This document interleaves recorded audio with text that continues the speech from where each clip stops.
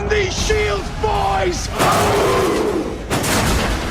Remember this day, men, for it will be yours for all time.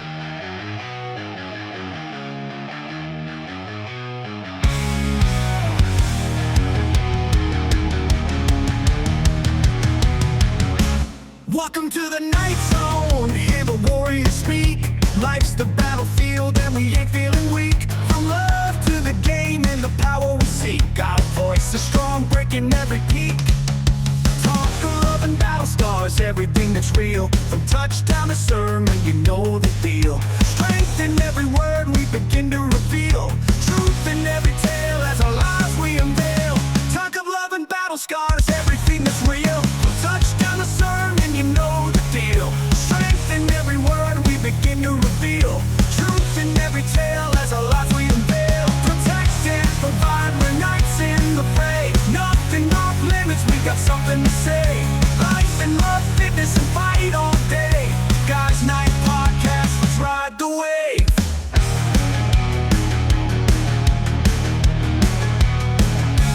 Politics and prayers, ain't no subject we shun. Keep it real, keep it raw till the battle's won.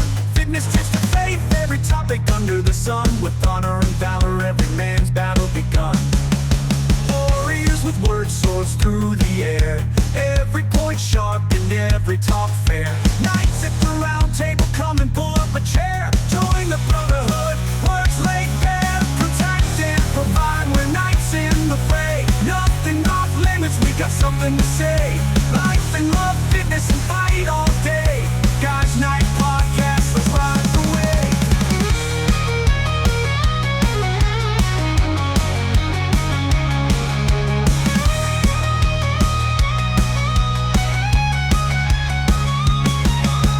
Warriors with words, swords through the air. Every point sharp and every talk fair. Knights at the round table, come and pull up a chair. Join the brotherhood, words laid bare. Protect and provide, we're knights in the fray. Nothing off limits, we got something to say. Life and love, fitness and fight all day. Guys Night Podcast, let's ride the wave. Guys Night Podcast, let's ride the wave.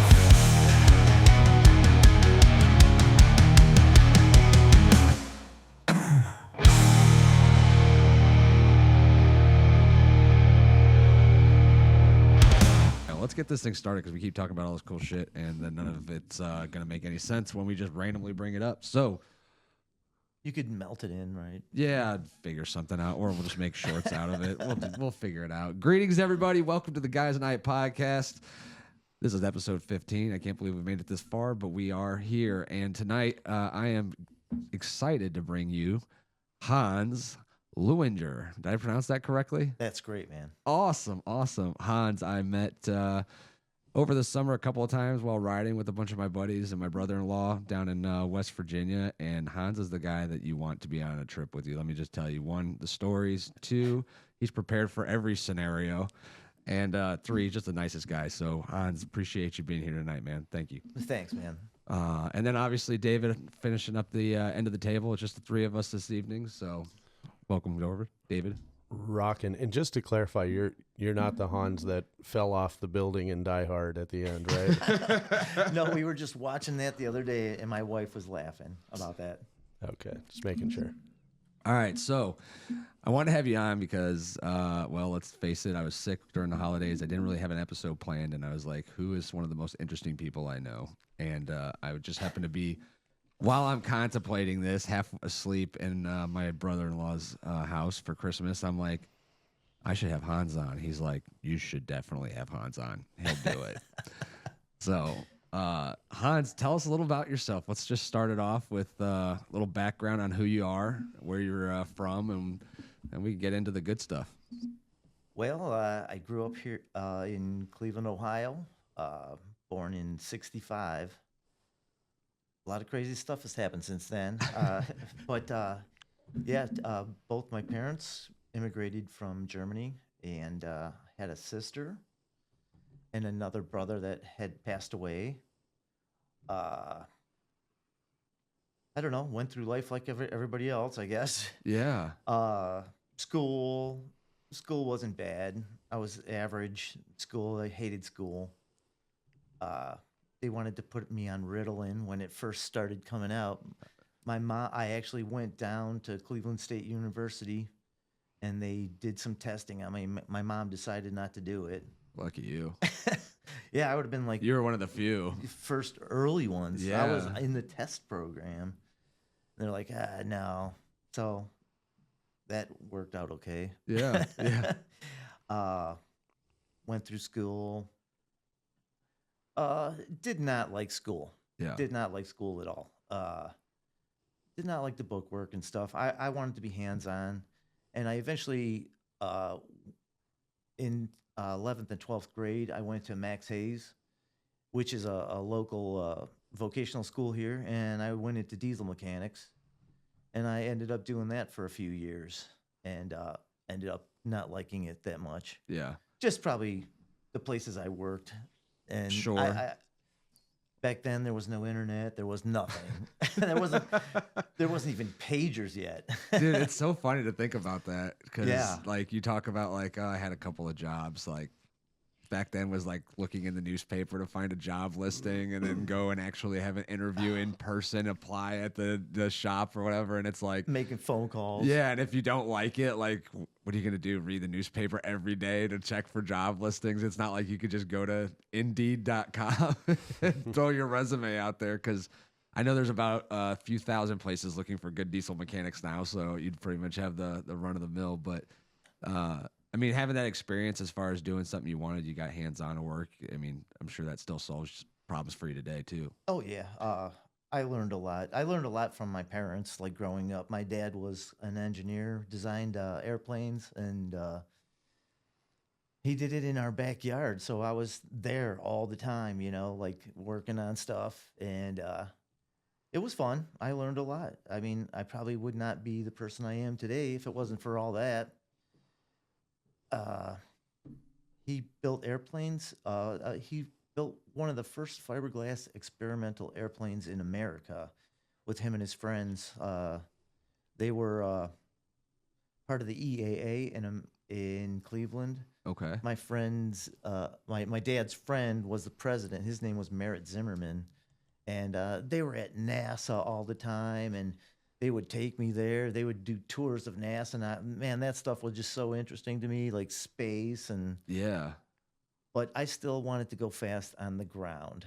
Okay. Like I liked motorcycles and race cars and that kind of stuff. Right on. My dad was into the air. I wanted to be on the ground. I don't know. Maybe I got jaded young because we were at the airfields all summer. You You just know, like, I want yeah. something different out of my life. Yeah. Yeah. Makes sense. Everything worked out though. Yeah, for sure. Well, let's talk about that aspect a little bit.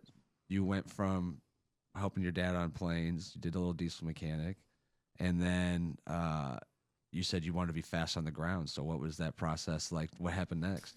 Well, I worked for a few different places, and I started at this place called PPG, and I had a good job there. I became a millwright, and This is that paint company, correct? yeah. PPG. mhm, Yeah. Pittsburgh Paint and Glass, Yeah. and I was able to start doing some type of racing. So I started racing Formula cars in my early 20s, and Like Formula One race cars. not Formula. Oh my God, not Formula. I don't, One. I don't No. know. I don't. There's so many different. Like, Yeah, there's you'll have to hundreds school of me on some of this. classes. Yeah. I was in the very, very lowest classes, like 2 above go-kart.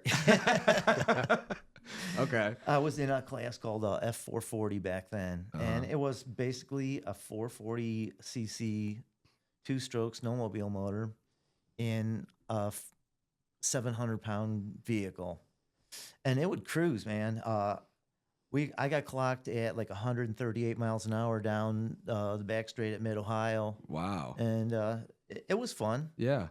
But I did not know what I found out later about sponsorship and all that stuff to help pay for stuff. I was paying for everything on my own, and when you wrecked the car, you had to pay for everything yourself, and it just became impossible to keep doing and working and doing everything else, Yeah, for sure. So I quit that for a while, and then I got into like cheaper racing. Actually, in '86, quads first came out, and we're like, man, I'm gonna buy one of these things because the three wheelers were breaking everybody's legs. And I knew so many people that got messed up on that thing. Dude, I remember my neighbor. He was a fat kid. I remember he was a fat kid, and he drove like a Honda, maybe a 300 three-wheeler or something like that. And this was probably, let's see, I was probably 10, so this is probably like 1991, something like that. And it was probably like an 85, 86 300. And I just remember watching him on this thing, and like he had a little like track in his backyard, and I'm like, he's gonna kill himself one day. Sure enough, eventually he rolled that thing over and broke his leg, like into like because. And my dad's like, that's why three wheelers are stupid. You ride dirt bikes. That's what you do. I'm like, all right, Dad, I got it, man. Dirt bike. Let me take out your CR 500 and I'll nearly kill myself at 12 years old because I think it's a good idea. But so you got into four wheelers. Yeah, four wheelers. I 86, man. I was like, man, I'm gonna get that 250R, that two stroke. That thing was badass, and I started racing. About 6 years, I raced motocross, local stuff, just half-ass, you know. On quads. On the quads. It was kind of taboo at that point in time too, wasn't it? Like it was kind of frowned upon from the motocross community. Yeah, the dirt bikes hated us when we came out on the track. Oh, Yeah. they were messing all the lines up. Like we smoothed the track out. They really do. It's funny, but I remember hearing that complaint all the time when I was a Yeah. kid. But we fucked up the tracks. Big grooves in there and stuff with your one wheel. I do think the quads were harder to race on motocross because you had both actions, lateral and up. It was just, that's why the motos were like half of what a pro moto was for dirt bikes. Yeah. It was just brutal. Yeah. Yeah. Landing a four wheeler is not the same as landing a dirt bike. It is incredibly difficult to do multiple times over and over and over again because your wrists are getting a workout, your shoulders are getting a workout. And like one wrong move or one side hits a little bit too soon, your wheel's a little too turned, and like over. Yeah, I know. I've broken about 50 bones in all the different styles of racings I've done. Good night. Does any one of them remember hurting the most? Do you remember any one of those 50 broken bones being the worst one?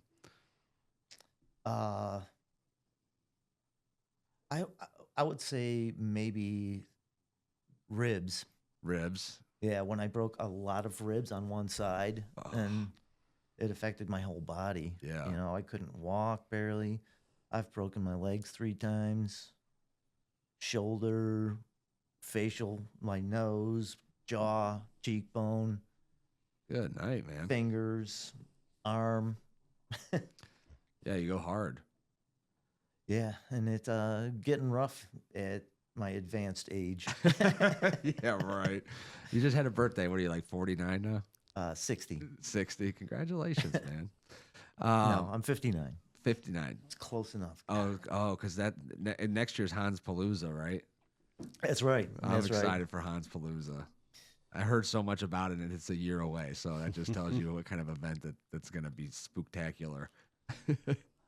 They want to have a country and rock band and stuff this time, and I got the setup for it. That's awesome, man. That'll be a great time. I think we could do a live stream from that. That would be sweet. That would be super cool, for You- sure. You could come for the 4th of July, too. Yeah, hell yeah, man. I've heard the parties are a blast. So you've raced for 6 years in four-wheelers. Yeah, and then At this point, what are you doing for work? Are you still just kind of dabbling in stuff, or you spend all your time racing? well, I wasn't like professional racing. I first started doing fixing the trucks. Then I got a job at a body shop for a little while, and then I went to PPG when I was making decent money. I did that for like 10 years. So I was racing, and I started road racing motorcycles too, which was not favorable to the body. 110 mile an hour get-offs were bad. Yeah, it sounds like an awful experience. The thing that sucked for when I look back at it now, I never got to practice enough.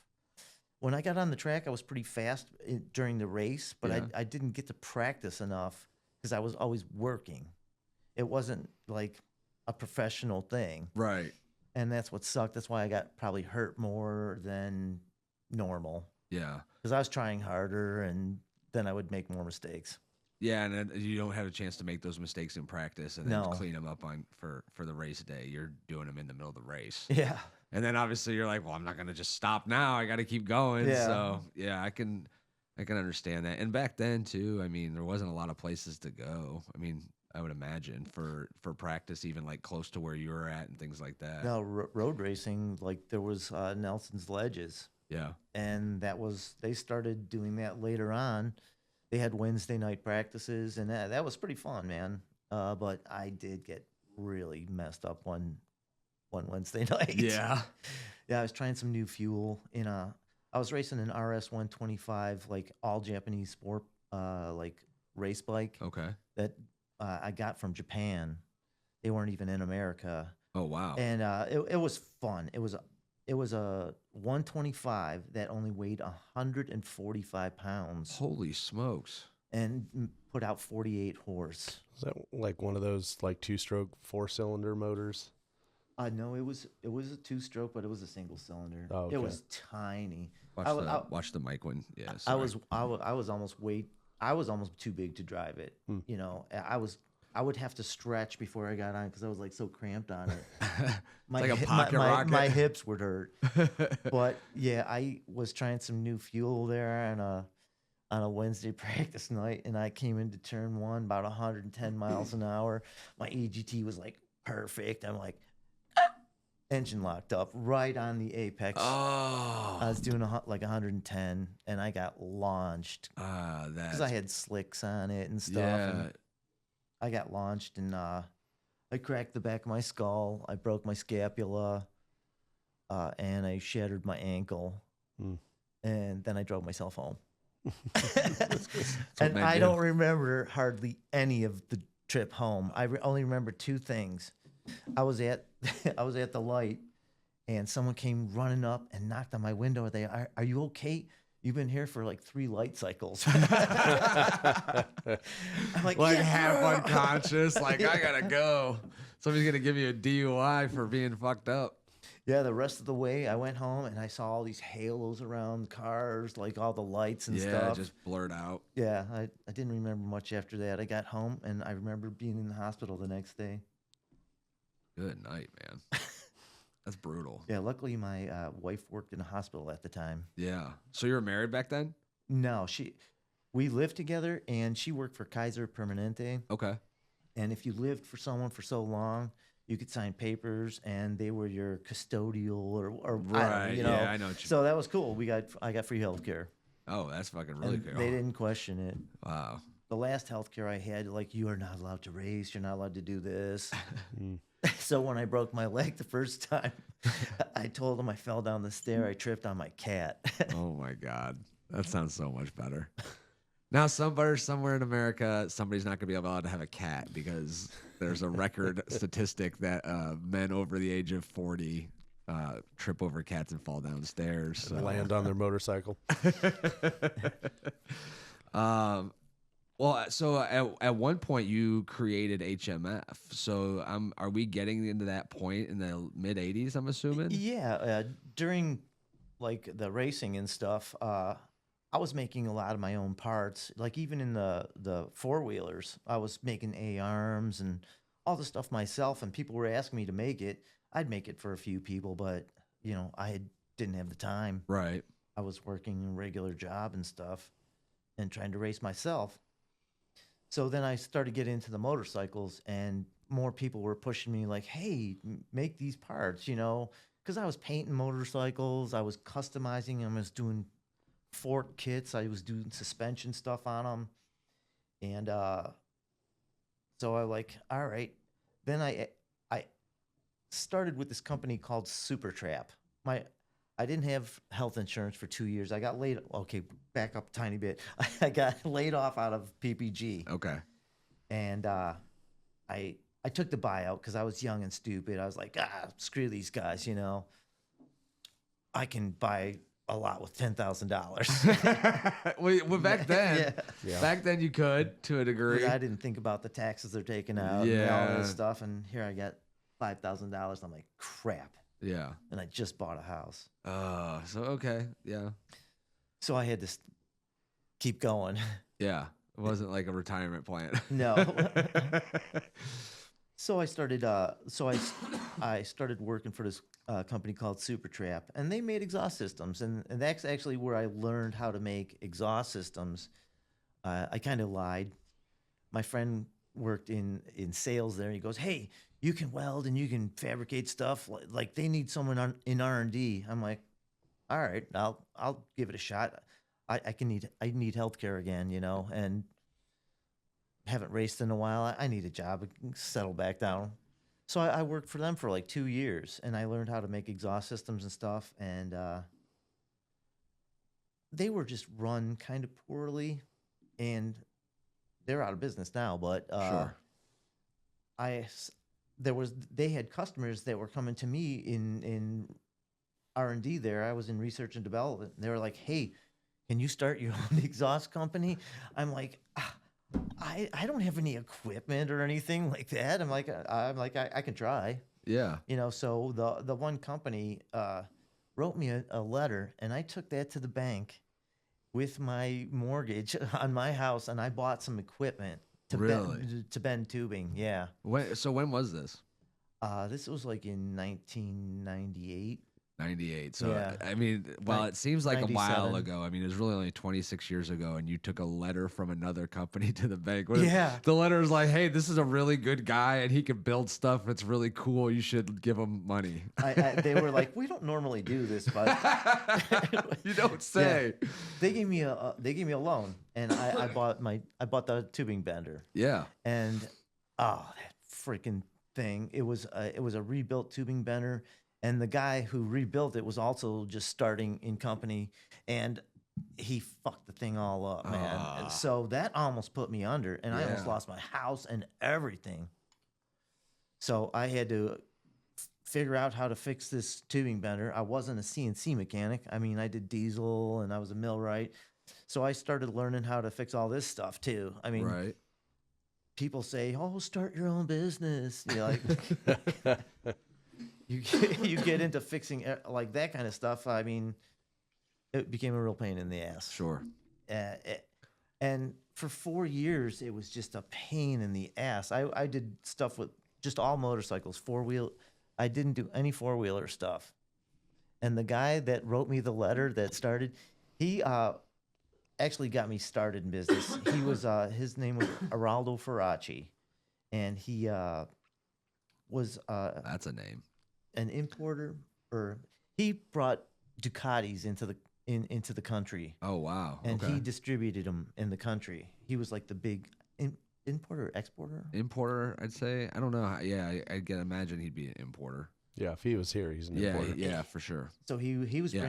bringing them all in, connected with the Italian. I mean, listen to his name. Yeah, I was gonna say, yeah, that's a name. No, he's a great guy, and he got me started. He promised he would buy stuff from me if I got going. Right. So I bought dies to make end caps and all this stuff, and he bought like $250,000 of stuff from me the very first year. And just Wow. kept me going. I mean, I still haven't made any money because I bought a building and I bought all that other stuff, and so it took like 4 years before I even took any kind of paycheck.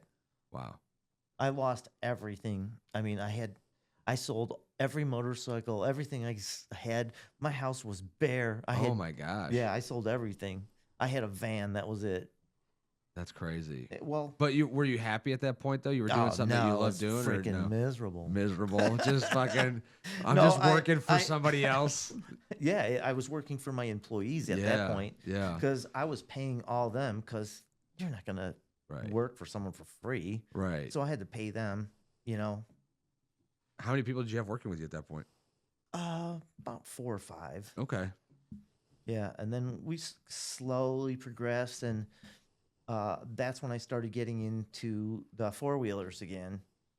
because I was sick of getting hurt on the road race bikes. Yeah, makes sense. And so we got back into the four wheelers, and I had a younger four wheel racer that came by. He lived in the area. His name was Johnny Gallagher, and he's like, "Hey, you guys should make exhaust for these things. They're like getting popular." And because four stroke four wheelers started coming out, and people were racing them a lot. They were getting way more popular, and there wasn't. This is the beginning of Honda's EX series, right? Yeah. 2001, something like that. Yeah. Yeah, the 400 EX Yeah. that first came out. Yeah, that bike was a champion for almost 20 years. Yeah, that's crazy. To think that that one model stuck around Yeah. for that long. Well, their first model that was a real race bike was one of the best handling bikes ever for the time. Which one was that? The 250R. The 250R. Yeah. Yeah. And that came out in 86. Yeah. That was the one I first bought and started racing on. Yeah. Yeah, but you're right. I mean, the 250, yeah. And then, so you started making exhaust just for the EX series then, or just Well, four that was strokes in general? that was the very first one. Yeah. But we were still making like we made stuff for Suzuki's, like Hayabusas. I had a friend that built Suzuki Hayabusas, and he turbocharged them, and he had the unofficial world record for horsepower, and he had land speed record on a stock bodied one at one point in time too. Really? Yeah. Sorry. Making some adjustments here to the glass. Yeah, but that was me and him. We would be dynoing till late at night, and we made like 200 different variations of the exhaust for the Hayabusa. We were making probably the most horsepower with that. Yeah. Well, I was just thinking at my head, because like now when you look up an exhaust for something, there's so many different options, and not only that, but like based off of your model and this and that and all the different in between things. Like, so when you started doing these exhausts, were you doing them based off of like when somebody asked you for it, or were you guys actually trying to stock certain ones? I imagine it'd be hard when you're starting out.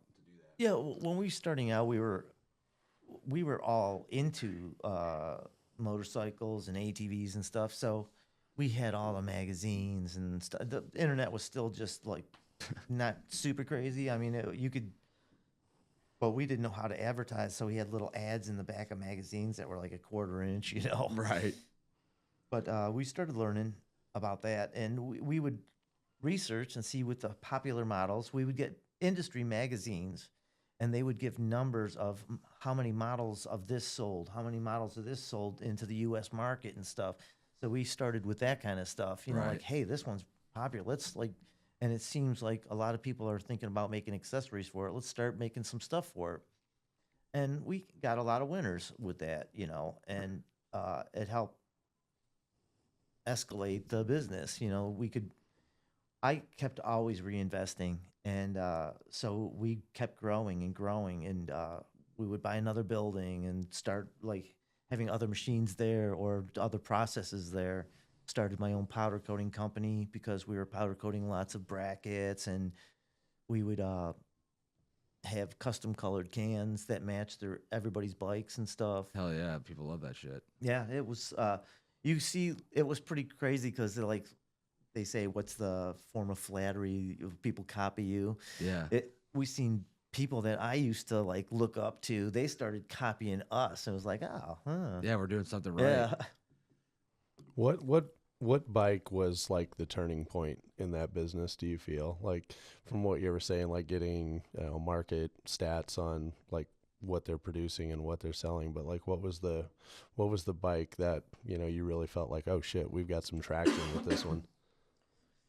Well, we did a lot of stuff for the Ducatis, but we were private labeling them to Faraci, and people didn't know that we were making them. Mm.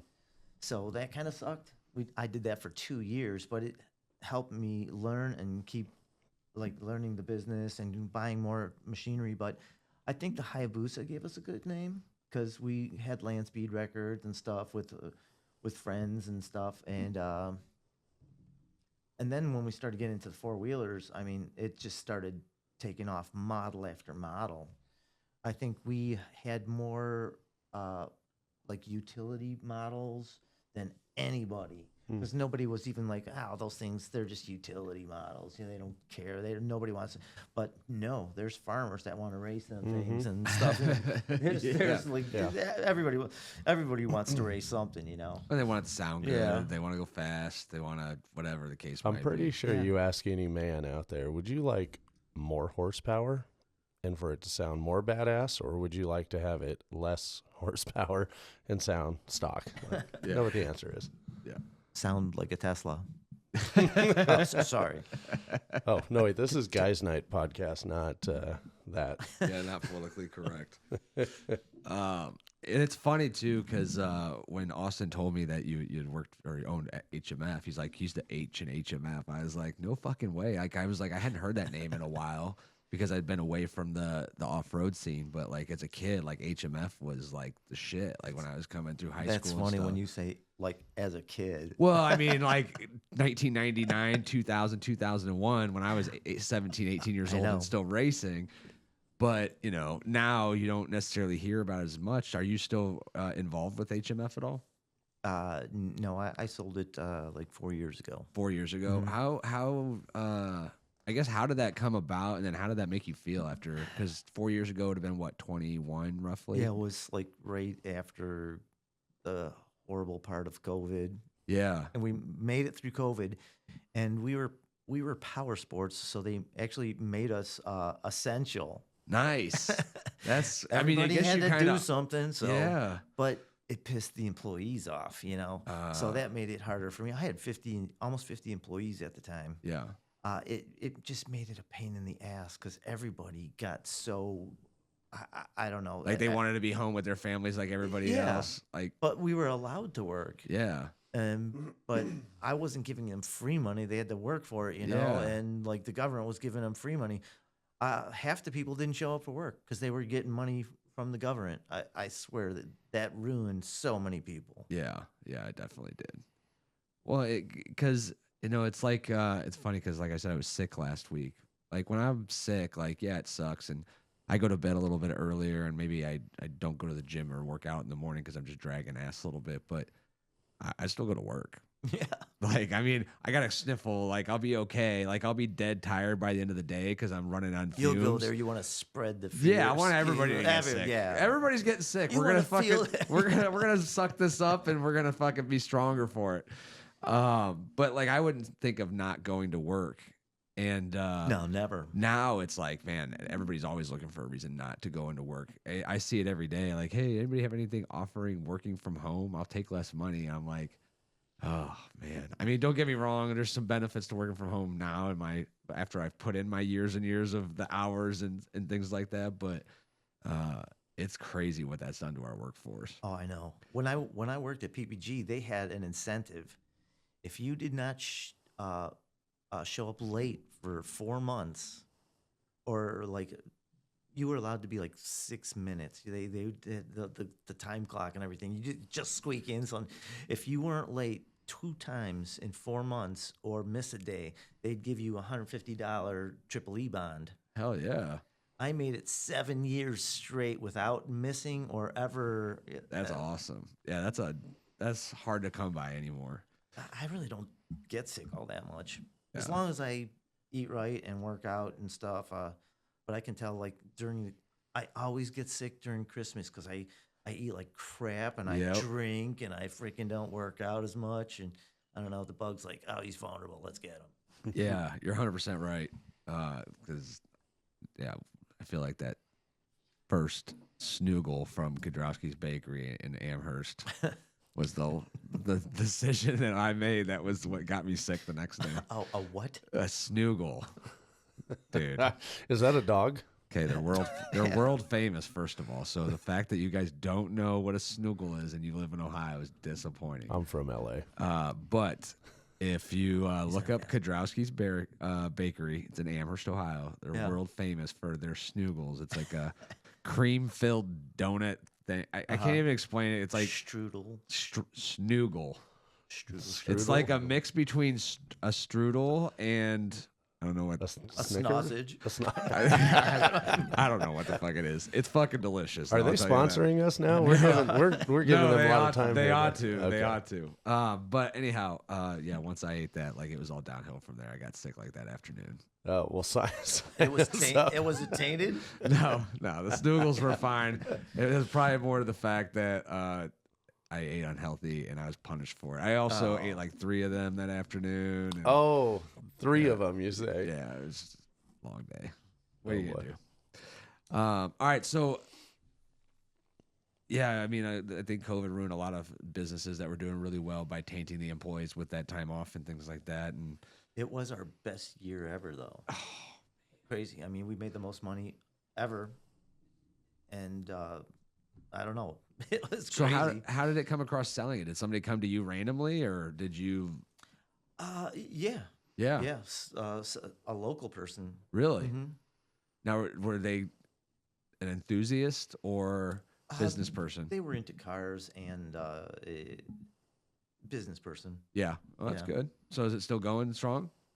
They're still going.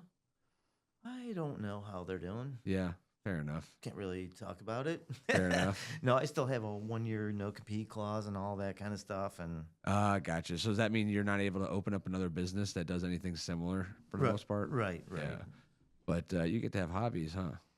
Yeah, I mean, I still build stuff for myself, and cages, and build race cars, and I still have one of the buildings, so Gotcha.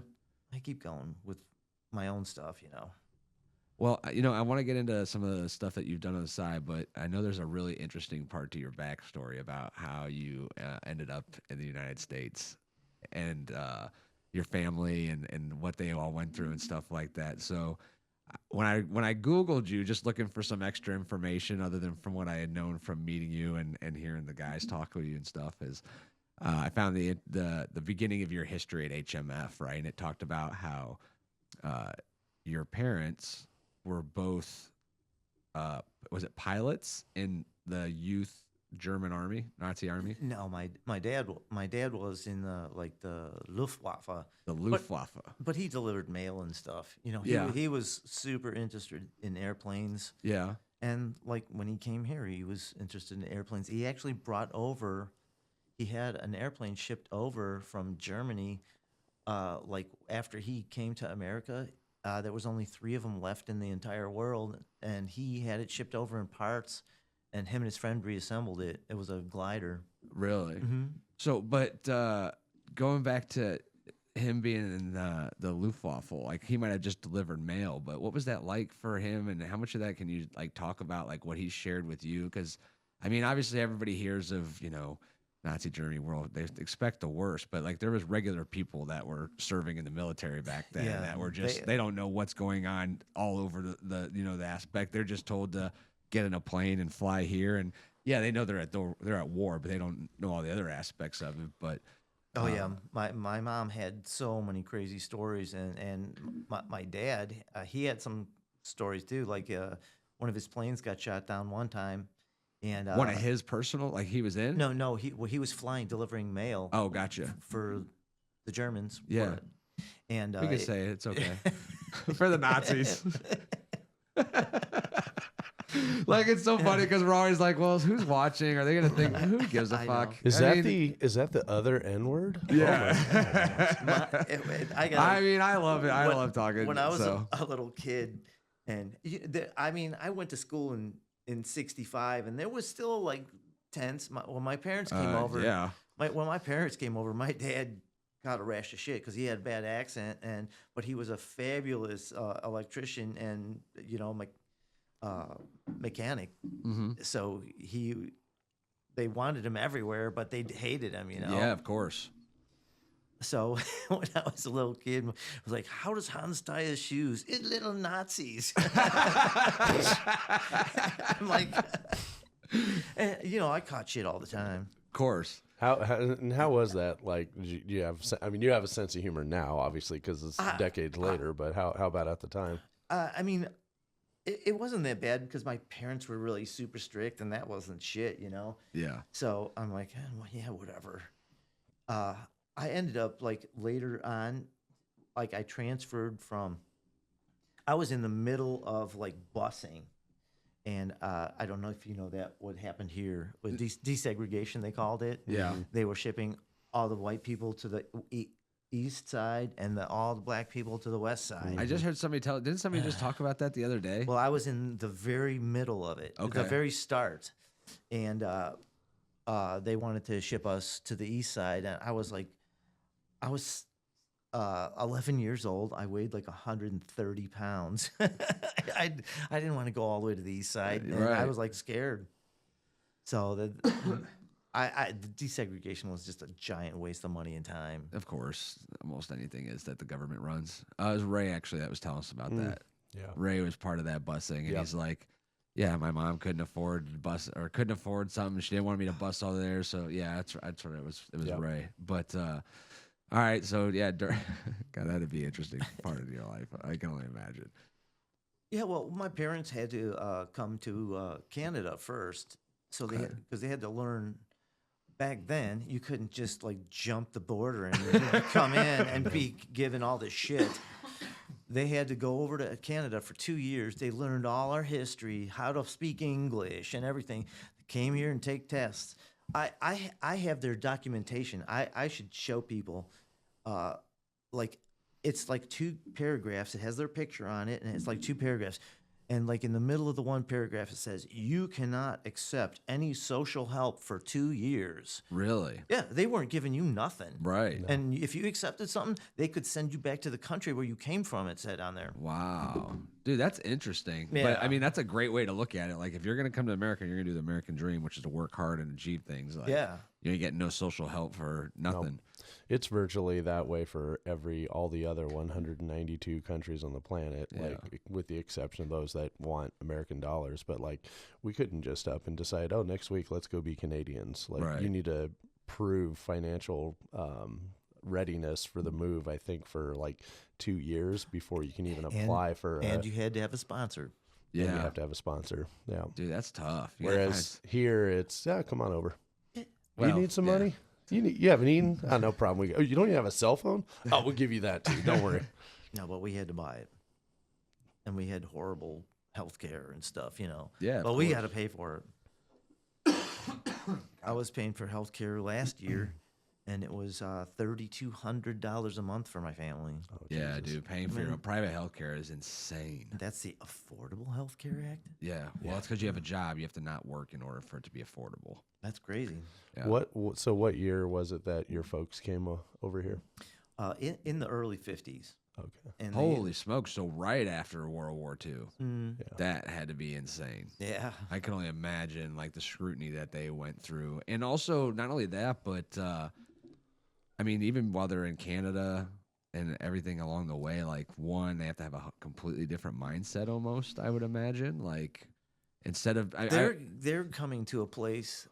Well, there's other parts of the story. Like my dad was in the Hitler Youth, and then they sent him to Berlin, and they were cleaning up all the dead bodies from the phosphorus bombs and stuff, where people had been burned, and they were only like 14-inch little carcasses, and all those guys were picking them up. And he was in that Hitler Youth thing. All the, it's like Boy Scouts cleaning up dead bodies. that's crazy. Yeah. That's super insane. Yeah. So it's funny because like obviously you didn't really have a choice back then, right? I mean, Yeah, they were like my dad got captured in a Russian concentration camp, and my mother was a nurse, and she broke him out. what? After yeah, she was a nurse at the thing as a volunteer nurse. She broke him out after he had stomach surgery. Wow. Yeah. And So- then they walked across the country, and So your mother was German as well. yeah. Mm-hmm. Did they meet? I mean, he was in the Hitler Youth, so I'm assuming they She know met each other him from a very young She age. met him in the hospital. Oh, so she met him while he was having surgery while he was a captured prisoner? Yeah. Wow. And they fell in love in a short time because that's what people did in the 40s and 50s, I feel like, right? Yeah. It's like, they're like, hey, you're my person. Let's do this. Okay. They actually had a child over there. and Wow. During the war. yeah. Wow. And then that was my sister, Okay. Evelyn. Evelyn. She had been vaccinated by 2 different vaccines at the time, and it killed her. Really? Yeah. So my mom, when we came to America, we were supposed to get all these vaccinations, vaccinations before we went to high school and stuff. She's like, no, my children aren't getting all these vaccines. Yeah. Because it killed her daughter, Right? 2 years old. Oh my gosh, man, that's terrible, dude. Yeah. And trying to make it across the country, she would tell me stories where they're jumping on trains and they got her in a little like basket with some hay, and they're riding a train across the country, when she was a baby. Oh There's my a lot of gosh. crazy stories. So he was captured by Russians, Mm-hmm. and she found him, and she was a volunteer in a Russian camp. I don't know the whole scenario, but Yeah. she was by the border, and she was a volunteer. Yes. So you could be, I guess, for anybody at that Yeah. point on that was I over mean, there. they were helping out. Yeah, that's. I mean, just to think about World War II, like, My family has a sort of similar story. My grandparents, great grandparents are all Lithuanian, and we won't. I'm not going to bore everybody with my story because we're here to talk to Hans. But like, it's pretty trippy because I know this story from my grandfather. Like my great grandparents, similar thing. They were Russian military as Lithuanians, but then of course in World War I, Lithuania became part of Poland, and then it became part of Germany, and then it became Lithuania again, and then it became part of the Soviet Union. Like, and this just kept repeating. But day to day, they didn't have. There's no internet. There are barely even fucking telephones where they lived. And the cities that they lived in, today it's called Kaunas, but at the time it had a complete different name. That city's gone. It's all gone. But they didn't have the information. They didn't have newspapers. They didn't have, at the time, like in the U.S., our main source of news was movies. You'd go to the movies, and for the first 15 minutes, they'd show newsreels, and like, here's this. So when they show those old videos of the airplanes going over Hamburg and all that stuff, like those were played for the first 20 minutes when you'd go to the movie. right, theater. and it was mostly propaganda. It's all propaganda, and on their side, it was pretty similar. And that they just figured they're going to work. They didn't realize that they're making uniforms that are going on, bodies that are then being flown over to kill people. They're making uniforms. That's all they know, compartmentalized. But so yeah, it's interesting though. It's to hear that. Yeah, my mom was right by the Polish border, and she talked about that stuff too. She was in a town called Görlitz. Mm-hmm. Yeah. Yeah, it's insane to think about how much it's crazy too, because like Europe is so much older than America, right? I know. The house my mom lived in was older than America. Yeah, I was just listening to Rogan today, and he was talking about like finding arrowheads and stuff when they're out in like on farmers' fields down in Texas and stuff like that. And he's like, just think about this, like while the Romans were building Rome, and like before World War II, before all that, before World War I, like just the Romans were like the Roman Empire and like the things that the Greeks were building. Meanwhile, over here in our country, we were shooting things with freaking flint and sticks, like sticks and rocks. We were like so far less advanced than the rest of the world at that point. And it's just funny to think, like, how when we talk about like, oh, we always assume America's a better country than everywhere else in the world. And, part of that is because of technology, how fast we've advanced in 200 years. But like when you look back to like how many like different generations of civilization there's been prior to us. I mean, you've been all over the place too. Yeah. It's crazy. It's insane. People need to travel and see some things just to get a perspective. Well, that's like when, we had a kind of podcast where we talked about religion and stuff like that. And we were talking about, he was talking about how Jesus born in Bethlehem and stuff like that. I'm like, do you realize like before all that, like the Greeks were building statues and buildings that were like, we couldn't do today over with And they were doing that long before to celebrate a whole different level of gods and a whole different, like there was a culture way before that the whole earth was supposedly created or whatever. But it's incredible when you go over to these foreign countries and you see like the things that were built thousands of years ago that are still standing. Because I could tell you right now, if this house was abandoned in like 50 years, it would basically be in fucking dust in the fucking ground. Like it'd be gone. Yeah. Yet you could go over there and the Colosseum, which was built like, I can't even remember how many thousands of years ago. Still standing. Still standing. You're walking around in it. Like you could literally picture the trap doors were freaking, they're sending tigers and flooding it so they could have, they're literally flooding the Colosseum so they could have naval games in them. Meanwhile, we're like, we can't even build a new stadium for less than $200 billion in Cleveland. Like they started building the Coliseum. I mean, they started it a little while ago. 72, not 1972. Yeah, 72. 72. Wait, was that what it was? It was 72 AD. Yeah, 72. Because it was third or fourth. Roman Empire's third or fourth AD, or what is it called?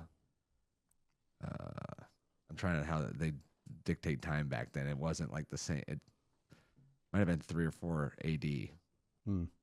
The century, or something like that. But yeah, you just think about that when you visit these foreign countries. It's like when people haven't like, they're like, oh, I'm trying to go to Vegas, or I'm trying to, go to here. I want to go to see Yellowstone. I want to go see the Dutton Ranch, right? Like go to another country that's been around for thousands and thousands of years, and like you really want to see what's incredible. I know people like the churches. Man. Yeah. Churches are insane. Built in the sign of I just remembered earlier when I was going to show you guys on the computer actually too when we were talking about churches, because like have you ever been to Greece? No. So on the mainland of Greece, it's called like Meteora, I believe. And essentially at that time, like Christianity wasn't appreciated, didn't want to be around. So what happened is these monks and stuff would literally go up into the mountains and build caves into the rocks. And then what they eventually started doing was, and like they would survive and they would stay in these cliffs hundreds of feet off the ground. And they have like the only way they survived was like the locals would bring them food, and things like that. And they would literally bring them up with like a bucket and a rope up the side of a mountain. So in Meteora, there's all these areas that like, just imagine like something from the Roadrunner Coyote, where like there's like a single pillar coming out of the ground with like just a little spot of land, hundreds of feet up in the air, and they would build a whole temple on this thing. Yeah, I was going to pull it up real quick. Like, it is the most insane thing that I've ever seen. And it was so that they could go ahead and worship. Let's see here. It's also for security, too. High ground. Yeah, well, that was part of it, right? Like, they were not technically allowed. Yeah, like, look at this. I'm trying to zoom this in. Like, it's literally built edge to edge along the like, and they weren't afraid of heights.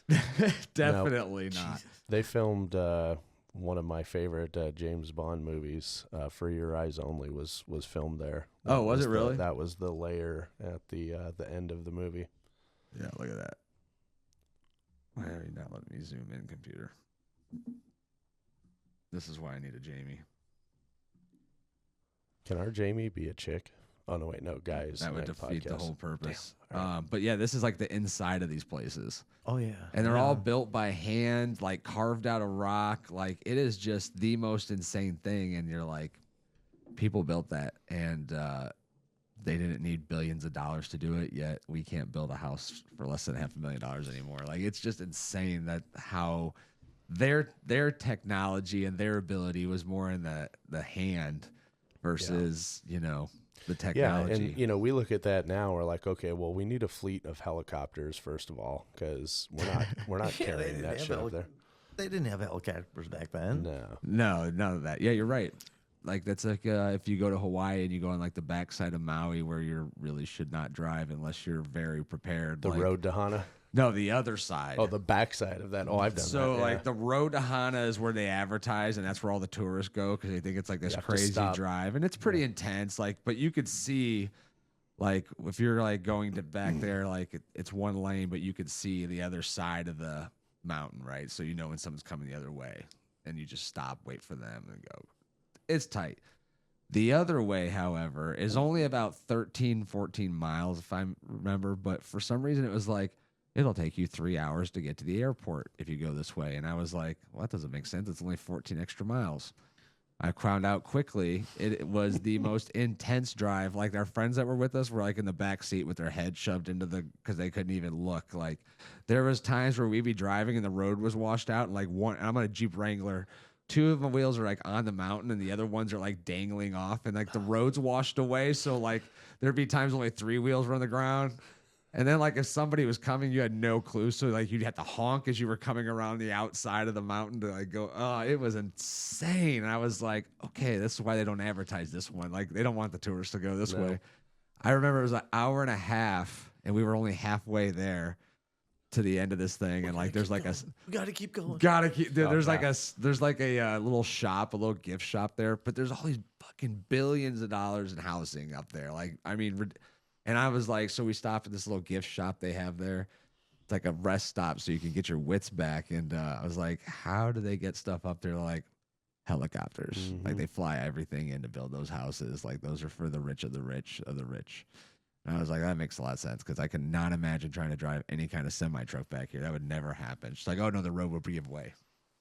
It's like, dude, that's insane. All right, so let's get back to Hans. So your parents, before you talked about it earlier, they were actually captured by the Americans as well, or was that after? No.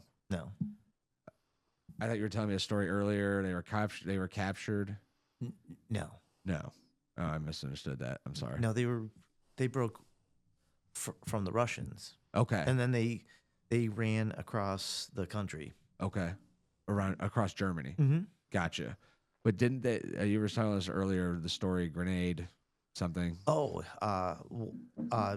my dad's plane that he was delivering mail with got shot down, and there was a group of, I don't know, maybe 15 of them, and they were just going to execute him. And it was the Russians that got him. Okay. They were just going to execute him, and like 3 or 4 guys before my dad, they were shooting already. And the guy had a grenade in the back of his pants or something, and he just lobbed it over and blew up the guy. And it stopped three guys before my dad, and they took off running. Really? Yeah. Holy smokes, man. Yeah, that's just insane, dude. Yeah, that was probably one of the crazier things that happened to him. Yeah, I can imagine. All right, well, let's we can get away from World War II and let's get into what you do now. I met you riding with Austin and the guys down in West Virginia, but everybody told me about all your crazy escapades and your creations and stuff like that. So what do you like to do for now with all your free time? Well, now, I've done a lot of racing and stuff, and I'd still like to do I'd like to do like the Baja again. That'd be fun. Yeah, we haven't even gotten into that. You did the Baja 1000 not once. A bunch of times. A bunch of times. Won it a few times. Yeah. Yeah. Did it since 2003. Been since 2003? Yeah, I've been doing it since 2003. On and off. So what did have the you... 500, the 250, there's 5 or 6 races down there every year. Okay. What have you raced? Like mostly, I mean, do you race 4-wheelers? Do you race side-by-sides? Like what have you raced down there? Man, I raced 4-wheelers for the first 5 or 6 times. Really? Yeah, the last time I did it was I did a 4-wheeler. We did a memorial ride for a guy that was great. His name was they called him Ricky Stater. His name was Rick Stimkins. Okay. Ricky Stater was a guy who rewound stators for more power. Back then, like the 250Rs, they didn't make shit for power. they would just charge the battery, but they were running big lights and stuff. They needed lights. So he rewound the stators and stuff and got more power. And we were running these big HID lights. I became friends with him. He was he was like an old, like a surfer guru. He had long gray hair. He was like, hey, man, he just he was so cool, man. Yeah, the first year I met him, we just hooked up. It was like, man, where was this guy my whole life? He was because I always wanted to do Baja. Yeah. And I read about it in books and stuff. And I'm like, man, I got to do this one of these days. So I got the opportunity in 2003. When I started my business, we started making the exhaust for the four-wheelers, and we started making the utility ones and everything. I started sponsoring people, and because you got to sponsor people to get the word out and have your racers if you're doing good for your racers with your exhaust and stuff, they'll support you and spread the word, and that's how we organically spread across the country, man. Well, and especially in that segment too, like people want who's winning. Yeah. So if somebody's winning or doing well, like everything on their bike becomes a hot ticket item. I remember for years I only rode Honda because of the Ricky Johnsons and the Jeff Stantons and the Jean-Michel Bales. So yeah, I imagine. Did you guys ever have a sponsor that did well for you guys? Yeah, we had all the top pro four-wheeler guys in GNCC almost every year, and then we had a motocross guy, John Natale. We had Bill Balance, Chris Borich, all the top GNCC guys. Yeah. And West Coast guys don't respect the East Coast GNCC guys that much, but when they go out there and beat their ass because they got way more endurance than they do. Yeah. Because when you're going through trees for 3 hours, it's way easier than going through the desert for 2 hours. Yeah, 100%. I mean, I've done it. So the first race I did, we did the Baja, and I did GNCCs for the very first year, and and forgive me, what's GNCCs for anybody listening? Grand National Cross Country. Okay. And it's for the four-wheelers, it's a 2-hour race through about 6-8 miles of woods, and usually in the morning race there's 350 guys at the starting line. Wow. Yeah, it's pretty crazy, and it's kind of like a scramble through the woods then. Yeah, it's a hare scramble. Yeah. And then in the afternoon there's another 350. So on a weekend there'll be 700 quads racing in the woods. It's crazy. But I did it for years. But the first year I did it, we started sponsoring people, and I was like, man, I'm just getting back into this. I'm out of shape. What I'm going to try riding a utility quad, because that's a new class. I'm like, screw it, I'll go into that one. So I ended up taking third that year in the utility class. In the Baja? No, in GNCC. Okay. And took notice, there was a guy named Mike Penland, and he would race Baja every year. And he goes, hey, you're good on the utility quad. You want to race with me? So I'm like, hell yeah, I always wanted to race the Baja. So that year, right after the GNCC season, we had 2 or 3 weeks. We had the Mexico. And so you guys are going to do this on a utility quad? Yeah, the first time I did it, Brokeback Easy Rider style? Are you guys literally riding with straddling each other on the back of this thing? No, this was horrible, man. Well, it was a fun experience, but Kawasaki just came out with the 650 Brute Force. Yeah. And everybody was coming out with utility quads at the time, like the Grizzly. Yeah. And they were all kind of lame. I mean, they weren't ready for fucking racing, that's for sure. We raced that 650 Brute Force. It was brutal. It was brutal. Just stiff.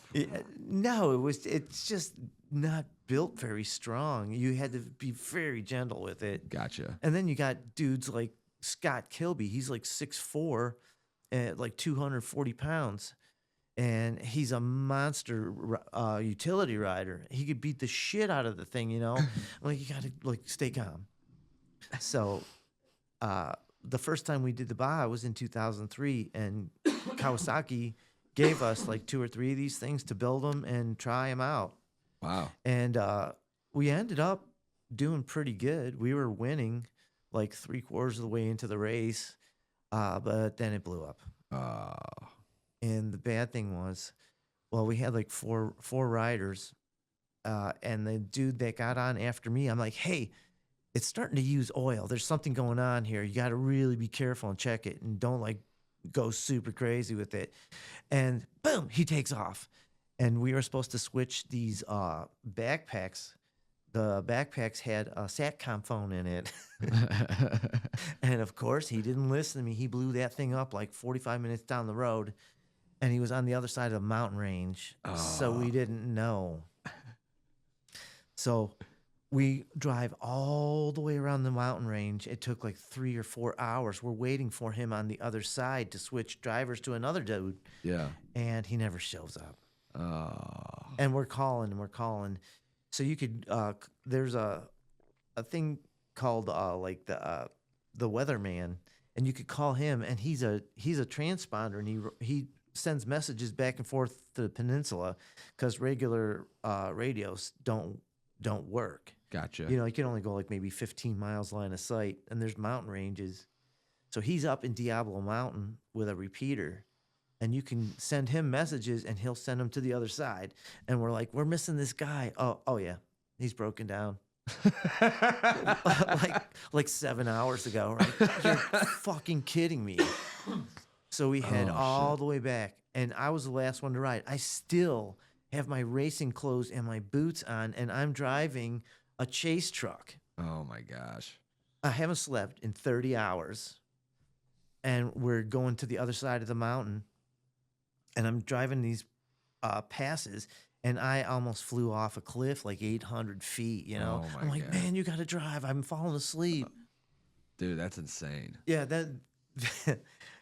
then we meet up in this little town, and we think he's about 15 miles down this trail. So we meet up with all our guys from our team, and we're like, okay, we had an extra quad. So me and the big dude, Scott, Yeah. we get on this quad, and he is freaking flying. I'm sitting on gas cans on the back of this thing, and he's just flying. I'm like, dude, slow down. We're doing like 70 miles an hour. I'm like, whoa, you know. Oh my and God. we get there, and this kid named was Jason Lewis, who was riding the quad last. The one who broke down. Yeah, he wasn't there. Wasn't it the quad? He wasn't there. I mean, this was like 14 hours later. Oh shit. he wasn't there. He had dug a hole underneath the quad, and he had one of those little space blankets, you know, the super thin mylar. He must have been like curled up underneath the quad. Oh my god. Like watching out for coyotes or something. And he ended up, well, we didn't know all this. Yeah.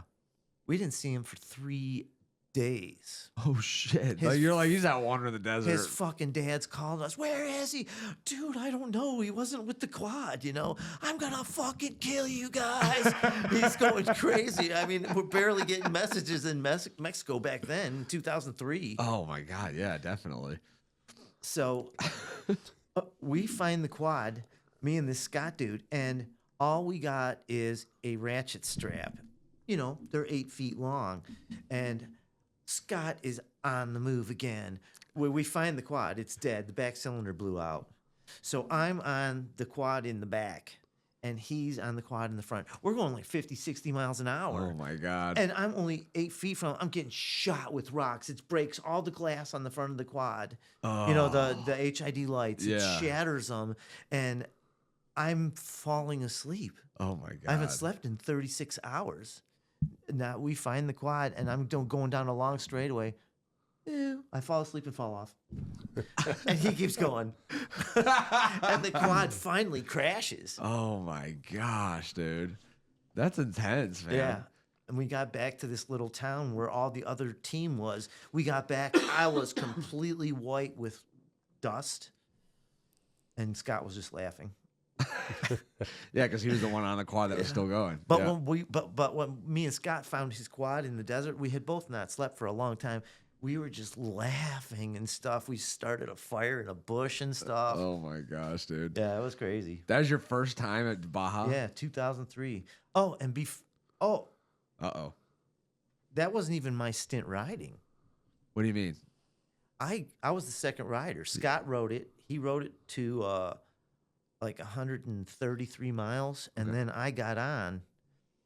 No, he rode it to 333 miles. There was two guys, and I got on, and the trophy trucks just start catching up now because they start like The four-wheelers start first? Yeah, they start. Well, bikes start first at 4 o'clock in the morning. Then the four-wheelers at like 5 or 6. Okay. And then everybody else starts, the slower ones, and then the faster, like the trophy trucks start at 1 o'clock, but they'll still freaking catch you because they're going 150 miles an hour. Yeah, I was going to say. And I was so nervous because this is the first time I did it. I'm going down this long straightaway in the quad, and I keep turning around. I'm like turning around, and I'm freaking out. A fucking helicopter flies like this and turns around and flies backwards. And I see the guy in the glass bubble. He's only like 20 feet away from me. He's going like, I turn around and Robbie Gordon's coming. He's like 130 miles an hour. I'm doing like 60 through this whoop section. Psh, I go into the grass. He flies past me. Oh my gosh, dude. That's insane. Then I was nervous the whole goddamn time. Yeah, like you just wait for the next one to come. But it's better when it gets dark because it's like the sun on your back when they come in. Yeah, you know? for sure. But like right after that, it got calm. I got onto a highway section for a few miles. Then I got somewhere else, and I'm going down this road, just enjoying it. Sun just gone down. I fucking hit a cow.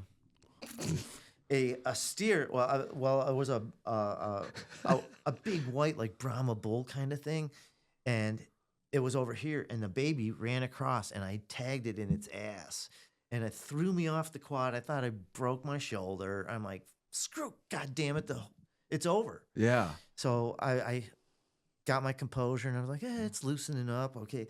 And this is the craziest thing. I'm riding for like half an hour. It's fine. And After you hit the cow. After the cow. Okay. And it's getting dark already. I mean, it's almost pitch black. I'm going around this mountain bend, and you can see the road, and the valley goes down and I see the road going around the corner like this, and I see a motorcycle or something. I see a headlight go down the hill. I'm like, oh shit. I'm like, man, someone just got killed. I go, all right, mentally, like, okay, I get around there. I'm going to look for that. I get around. There's this Japanese dude climbing up the hill. He's all fucked up. No helmet on, scratched all up. And I'm like, slide up. I'm like, are you all right? And he goes, oh, hurt. Bad. That's all he said. I'm like, get on the back. Because I knew there was a gas stop only like 5 more miles. Right. And it was actually his team stop. So because they fly like 15 or 20 rich Japanese people, and they rent them bikes and set them up through the whole Baja every year. It's like an experience type thing. Gotcha. He did not get the experience he wanted, probably. I mean, he got an experience, probably. Yeah. But when he came up that hill, hurts bad. Like, just try not to laugh. Like, hop on, Holy dude. shit. Like, I thought you died. Maybe you did. Your soul might still be at the bottom of that Mexican mountain. And that's after I hit the damn cow. Dude, and that's one experience. Okay. Drop him off. They give me a candy bar because I got him. Like, hey, you want something? Yeah, you got any like power bars? I'm like, all right. I take off. I'm riding for hours and hours. I think I'm lost, Then I'm like, I see all these freaking lights in the desert, like, like searchlights. Yeah. They're having a gigantic party out there. And I'm coming, and I'm going through this silt. It's like 2.5 feet deep. And I'm like, thank God I got a 4-wheel drive, like little vehicle. Oh, like the silt, Yeah, like the sand is just super soft, or? Yeah, it's 2 feet thick. It's like dust. Yeah. And Is that from being broken up all day from all it's the different? riverbeds? Yeah, It's that the makes sense. stuff at the bottom of riverbeds, and they'll run you through them. I start coming up to this place, and there is a giant carnival going on. It's full of Mexican people and stuff. And Out in when the middle of the desert. yeah, and they got this thing like wound down like this, and there's hundreds of people like corralling you down into this one little thing. Then you got to drive through. They're jumping on the 4-wheeler and taking pictures and stuff. I'm Oh like, my I'm gosh. like, whoa, here, this is my checkpoint, dude. So I'm like, chill out. Oh my gosh, that's And hilarious. I got so trapped in a crowd, and my friends, because that's when we were doing the driver change with the Jason dude that blew it up afterwards. But that's where we did it. Oh, no kidding. And it was so hectic. That's why he didn't take the backpack. Oh. There was so much going on.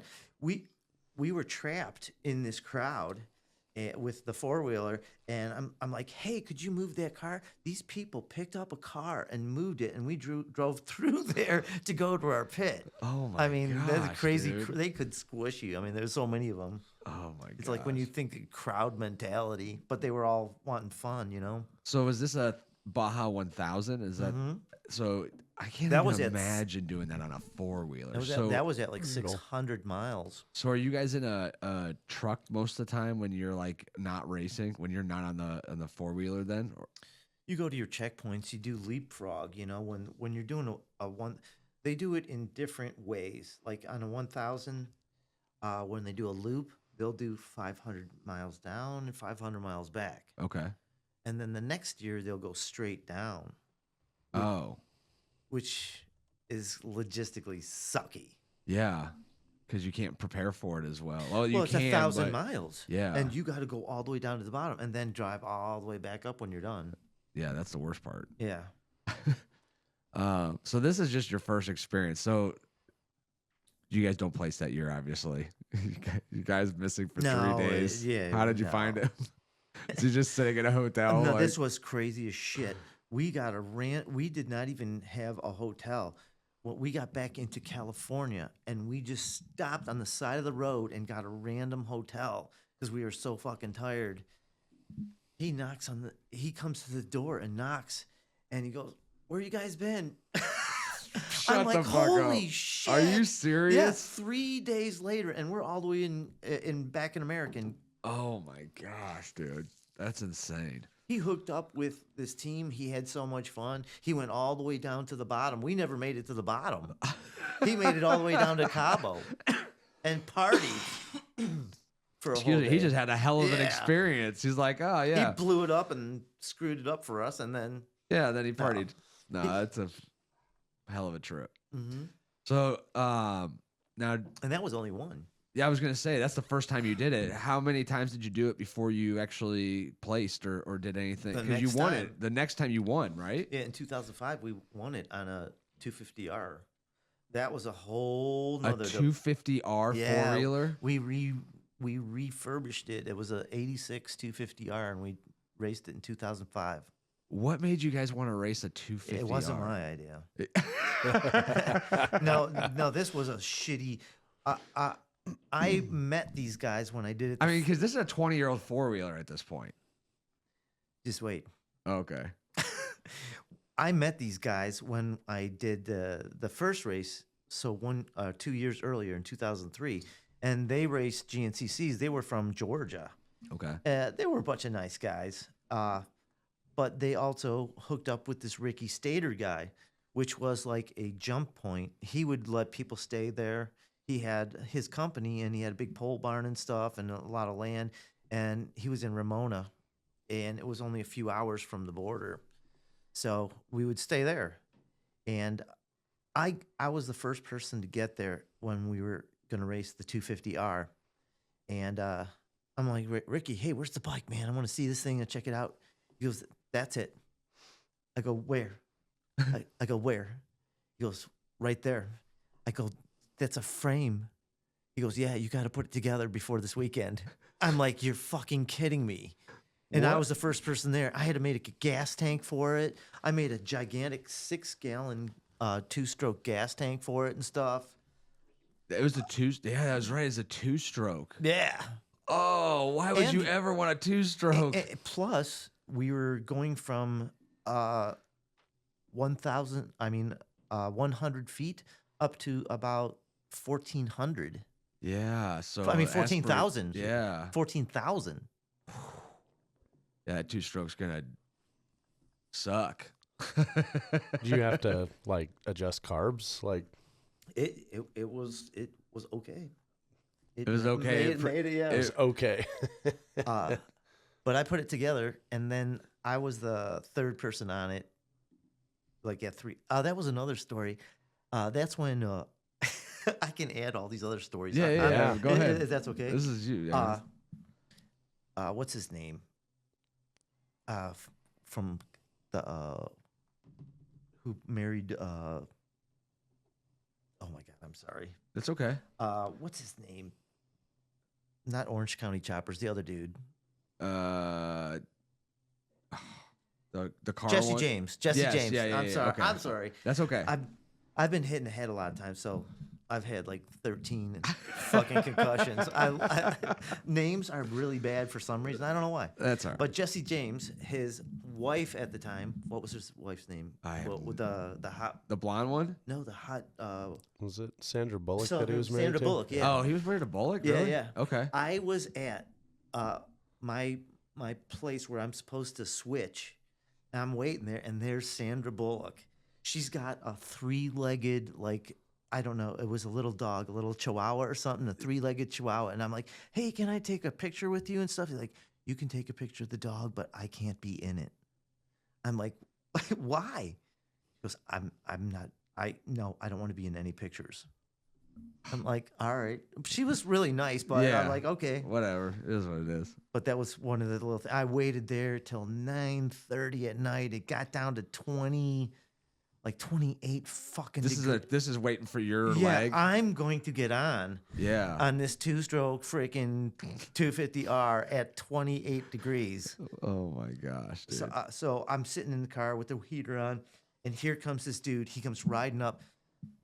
He is freezing his balls I off can imagine. because he got on and it was 89. Yeah. All he had on was a like a jersey. Yeah. I was He gonna say, was probably just like a- fucking blue. Yeah. And he had ripped the like some shit off the thing. I go, fix that thing. I'm gonna sit in the car, and to let me know when you're ready. So they fixed it, and I went back and helped a little bit. I'm like, man, I'm gonna have to gear up differently. I got like winter gloves, and then I got on and I took off. It wasn't bad for a while, but I had to do all these fucking river crossings, man. Like And water. But most of them were only like Couple inches. 2-3 inches deep.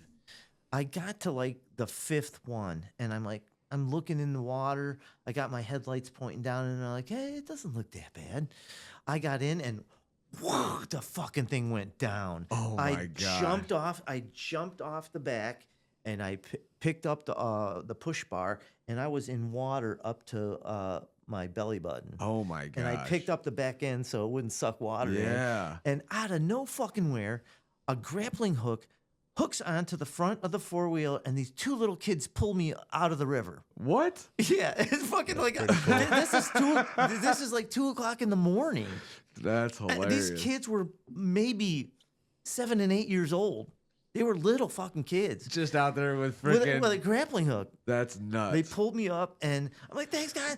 I just took off, and I was freezing. Yeah. After that, it'd be murder. Hopefully the sun's coming up soon at that point. This is 2:00 in the morning. Oh my god. It was like I was going through places where people get stuff fixed and stuff, and there was frost on windshields and stuff on cars. It was bad. And then I was going up this big hill climb, and they didn't have Nerf bars on this thing. And this rock came up and hit me in the foot, and my foot went back into the wheel, and I broke my toe and hyperextended my knee. Oh. And I still had like 3 hours to ride. I ended up going and stopping at a gas stop, and I took my because my leg felt really weird. So I took because I was Oh, no, luckily you I took was it. actually freezing, you know. Yeah. So it was like being iced the Yeah. whole time. But I took my boot off. My boot was full of blood because I hit the rock so hard it split. And my bone came out the front. Oh, It split my skin on the bone yeah. on my big toe on my left foot. That sounds terrible. Dude. Yeah. And I kept going. So I kept going, and I'm like, "There's the lights. I see the lights of Valley Trinidad." I'm like, "That's where I'm supposed to switch." So I'm going, and it goes. It just turns right, and I'm like, "Oh my god!" I almost had a fucking mental breakdown because I was fucking hypothermic. I had fucked up my leg. I'd been on the quad for 7.5 hours already. So I drove for 2 more hours and got to my pit. Jeez, oh man, dude. So a 9-hour ride in those, that's gotta be like I mean, obviously you think of Baja 1000, you're like, that's a long way, but like, I mean, you see the crazy stories with guys that are in the trophy trucks, and like, there's what 2 drivers, sometimes 3 in there, one's in the back, Yeah. like. Doing it on a 4-wheeler, like you got to be prepared for every aspect of the It elements. was so bumpy. Yeah, well, yeah, because I mean, you're talking about early 2000s, so suspension isn't what it is today, for one. And we didn't get to do any testing. Yeah, And I was gonna say, you guys built, and you guys rode like one of the shittiest 4-wheelers you could have rode. No, it was the best. It was the best. Not for comfort ride or anything else. If it would have been set up, it would have been awesome, but it wasn't. Yeah, you guys Because built it. the variety of people they had on the team, there was 5 people riding this thing. Yeah. And it was from 140 pounds to 320. Oh, that's And just the hopefully front- the 320 guy went last. He did. Yeah. Yeah. Just don't break it. Yeah, it was bad. So you guys won. Yeah, we You won won with that bike. Was that like when you win that, how many classes are there when it comes to the Baja? Like, is it like 4-wheelers, dirt bikes, trophy trucks? Like you win your class of dirt bikes or 4-wheelers, or Yeah, we won our class. but there's like like 4-wheelers isn't just open class. It's like all kinds of different there's variables. age right? groups. There's like open class. There's pro. There's two-wheel drive and 4-wheel drive. Gotcha. So you're racing a lot of different. How many people were in a race like that for you? I mean, man. Between all the 4-wheelers, there was probably 4-wheelers started to make a decline too. Yeah. There was about 25 only, 27 4-wheelers. Oh, really? Yeah. Okay. Now there's not hardly any. I was gonna say. I mean, now it's side by sides, right? Yeah. Have you done it? You did it in a side by side, did you not? Yeah. I sent you pictures of we won in 18. Yeah, that's right. You sent me that. Yeah. I just got that today. So in 2018, I can try and pick those up. So 2018, is that the last time you did it? Yeah. All right. Tell us about 2018. How did that come across? That was a better organized one. I did it with a friend that owns a clutching company called KWI Clutching. Okay. Great guy, super nice. He would always call. He started a clutching company after he met me, and he just started doing like weights for the new 4-wheelers and stuff. And I'm like, hey, this is what you gotta do. And he would always call me and stuff. I'm like, don't get too big because it sucks. Yeah. You'll end up regretting it. But he stayed with one thing majorly, like Can-Am. He does tons of stuff with Can-Am.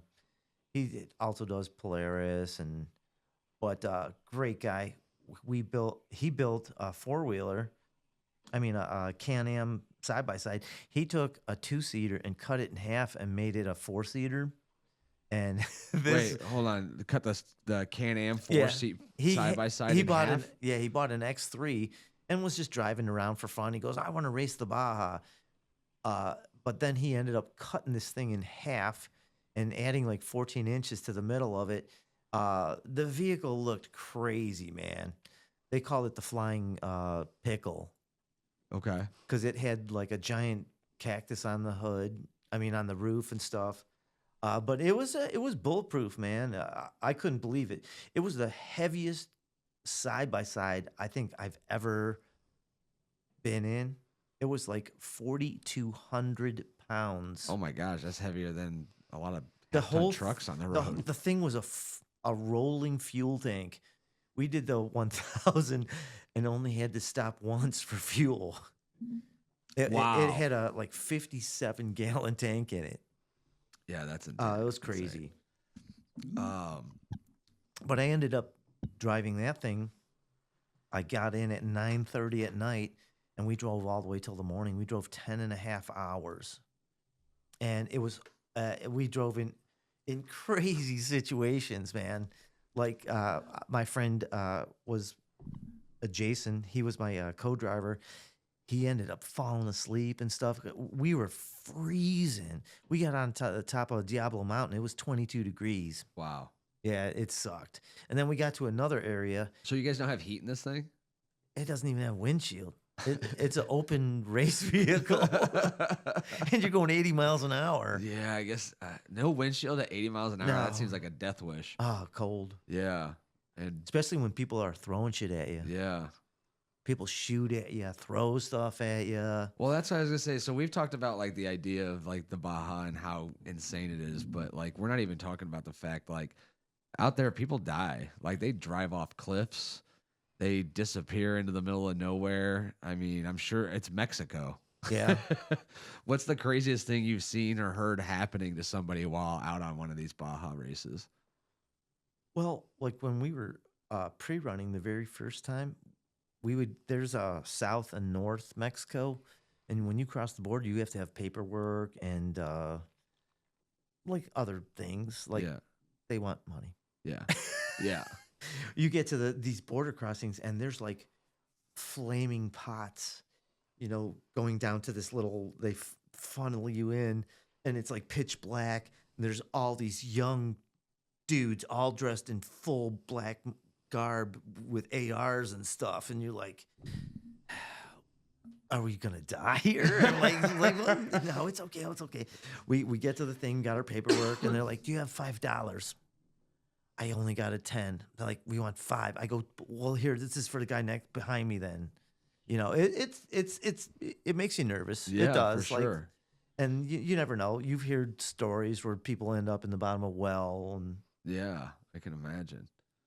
it's not so bad on the Baja Peninsula as like mainland below Tijuana and stuff Right, like that. right. It's totally different. It's beautiful out there.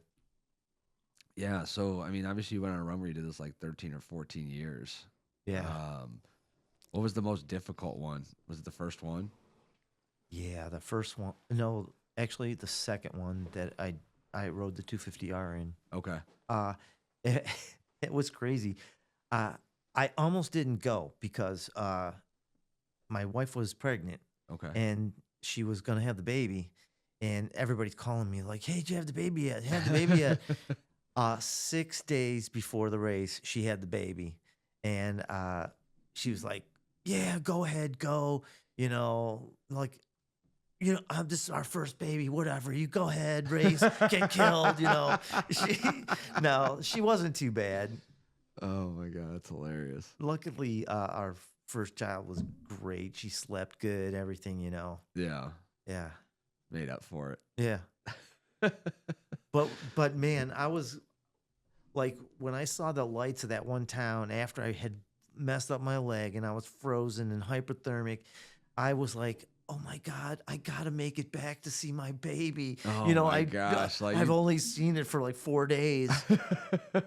I gotta make it back. I am not gonna die on the I know. Mexican desert. I was hallucinating and shit, and I thought I was gonna die Oh my gosh, that's insane. or never make it back. Yeah, for sure. I mean, who knows what you're going through at that point? Like being as cold as you are, being delirious, being Yeah, up for that amount of time, and being in pain and having injuries. Like that shit just all adds up. I got to the pit and these guys were asleep. Thank God I found them. They had a Mitsubishi Montero, and they had it running. I got in the back and I was like shivering. I shivered for like a half an hour. It was crazy. That's hilarious. I was all blue. They took pictures. I was all blue. Awesome. Love it. Love it. All right. Well, what? So obviously, I met you this year on one of your guys' trips that you guys go on, and I actually think that, I mean, that's just an awesome experience that I had. You have a bunch of different guys, all different ages, kind of, Hanging, yeah. just hanging for the weekend, riding four wheelers, dirt bikes, side by sides. But I was really impressed at one, like, well, how you guys all welcomed me, despite it being my first time there with you guys, but also how willing everybody was as to help out and stuff like that, especially you and all your experience. I know Austin. I mean, shoot, I think we took apart my dirt bike twice on the side of the road, on the side of the track here and there. What? When did you start doing that with them? And maybe not just them specifically, but when did you start taking these weekend trips where you guys would go out and go do stuff? And what do you get out of that? Well, when I was in HMF, I saw like there was some local groups. There was one All Ohio Motorsports, and this one guy named Todd. He was real funny. He just wanted to have fun. He was promoting his business, All Ohio, and his brother and sister owned Southeast Harley Davidson. Okay. And they owned the thing next to it, and that was All Ohio Motorsports and the golf course thing, the golf carts. And he started his own club, and he had passed away like a few years ago, but by the end of his like doing this, he had 260 members. Wow. And we would take cool trips. From the golf cart business had mobile golf cart haulers. You've seen them with like 100 golf carts. So we would take those and fill them with four wheelers and side by sides and go out west. We went to Arizona. We went to Utah. We went to Vegas and stuff. Wow. We'd take 30, 40 people out there, and they would go out there and drive before us. We would fly in. It was really laid out. It was fun. That we would fly in. We would talk to the drivers. They'd say, "Oh, okay, we're going to go to this riding place, and we'll meet there in the morning." And we rented buses, and we would go and we'd unload the trucks and go riding. That's a great experience. What Oh, a yeah, cool it was- dude for putting that together. And it was cheap too. Really? Oh yeah, I just did it with a group. Last a year and a half ago, we went to Glamis. We rented a semi, and it was like $340 a piece for a whole week. Wow. Yeah, we went to the semi area and we loaded all the four wheelers. Right. That guy took off, and we flew like 4 days later and met him there and unloaded them and rode them all week. No shit. Yeah, it was really fun. Hell yeah, man. That's a great experience. Yeah, So you meet this guy. I mean, he obviously, you mentioned he passed. yeah. How long ago was that? Which guy? The guy who started the. Oh, All Ohio. Todd. Yeah, he passed about 4 years ago. Okay. 4 or 5 years ago. So is he how you and Austin, everybody started getting together, or who's kind of started that Austin thing? actually started working for me. Okay. He worked for State Aid, Yeah. and I would go in there and buy parts all the time. And then he like kind of got with me on the side and goes, "Hey, are you hiring? You're closer to where I live and stuff. You're like in the middle of where I live, and I like what you do. You're doing better, And you go, "Yeah." So I hired him. I did not know that. Yeah, he worked for me for like 8 years. No shit. Yeah. I did not know that. Interesting. Oh, you should have seen when he started working for me. He was like 150-pound, 6-foot twig. You made him work. Oh, you he mean? was like very awkward. Yeah. Yeah, That's hilarious. Now look at him. yeah. He's Robust he can investment banker. bust in anywhere. And Oh Yeah. shit! No kidding. I didn't know that. So he worked for you for 8 years. What did he do? Did he help sell? I think it was or- around. I'm horrible at whatever. the time. Yeah. It was quite some time. Yeah. What did Yeah. he? What did he do for you? He ran. We ended up making a store in the front of the building, Uh-huh. and he ran the store Okay. and ordered special parts, and would always influence us try to get build crazier things, Right. Because him. Yeah, I do know He him. always wants some crazy shit built. He takes the $18,000 dirt bike and makes it worth 40 with all the different Yeah. stuff he adds to it. I know my wife's like, I didn't know what to get you for Christmas. I was like, did you ask Austin? She goes, no, I refuse to buy you anything for your dirt bike. I was like, well, one, that's a mistake because I would love you more if you did. And two, if you would have asked Austin, I bet you within 30 seconds he would have sent you 250 links to different stuff that I needed for my dirt bike. And I would be a very happy husband at Christmas. And you wouldn't even have to spend more than 30 seconds of actual research and development in order to process this. Right. But instead, you choose to take the more difficult route, which is guess. I did that for a friend of mine's wife. Yeah. She goes, "We just got a 4-wheeler." I go, "How much you want to spend?" I go, "I'll buy." Is there a cap? I go, "Where do you want to go? Where do you want to be at?" And she's like, "Spend this much." I'm like, "All right." So I bought all the stuff for her, and I just brought it to her house the other day. And she's like, "Oh really? my God, this is great." That's awesome. Yeah. I'm excited to see what you've done, what you do on the side, because I've heard about all the stories of all the stuff that you've kind of built and fabricated and things like that. What are some things that you are most passionate about now, as far as what you build and what you spend your time on? I still really like the off road, but like I kind of want to get back into bikes again a little bit because I just like building bikes. They're like people like building puzzles, you know. I like building bikes, Like road bikes or anything. anything. Really? I want to be off road. I won some big shows where I used to battle against like Orange County choppers and that whole big era and stuff. I built some bikes for basketball players like Cleveland Cavs. I did see something. Houston Rockets. Who did you do? I'm trying to remember who you showed me. Was Mark Price or Brad Doherty one of them or something like that? Bobby Sura. Bobby Sura, that's right. You did that was an awesome bike, and I'm gonna try to find some photos so I can post those on the I got a the bunch of photos. Instagram. Yeah, I know you showed me a couple, and you really you don't have Instagram, do you? Yeah. Oh, you do? Yeah. Oh, do you have all this stuff posted on there? No. You need to, Maybe. or you're not allowed to. No. I Yeah, can do whatever. Yeah. Well, I wasn't sure if it had. If that was still customization and reflected anything based off your note. I don't think so. But, I'm not. I mean, people should see the kind of stuff that you've done. I know that you're not necessarily looking to do anything right now, but some of the stuff that you've built is incredible.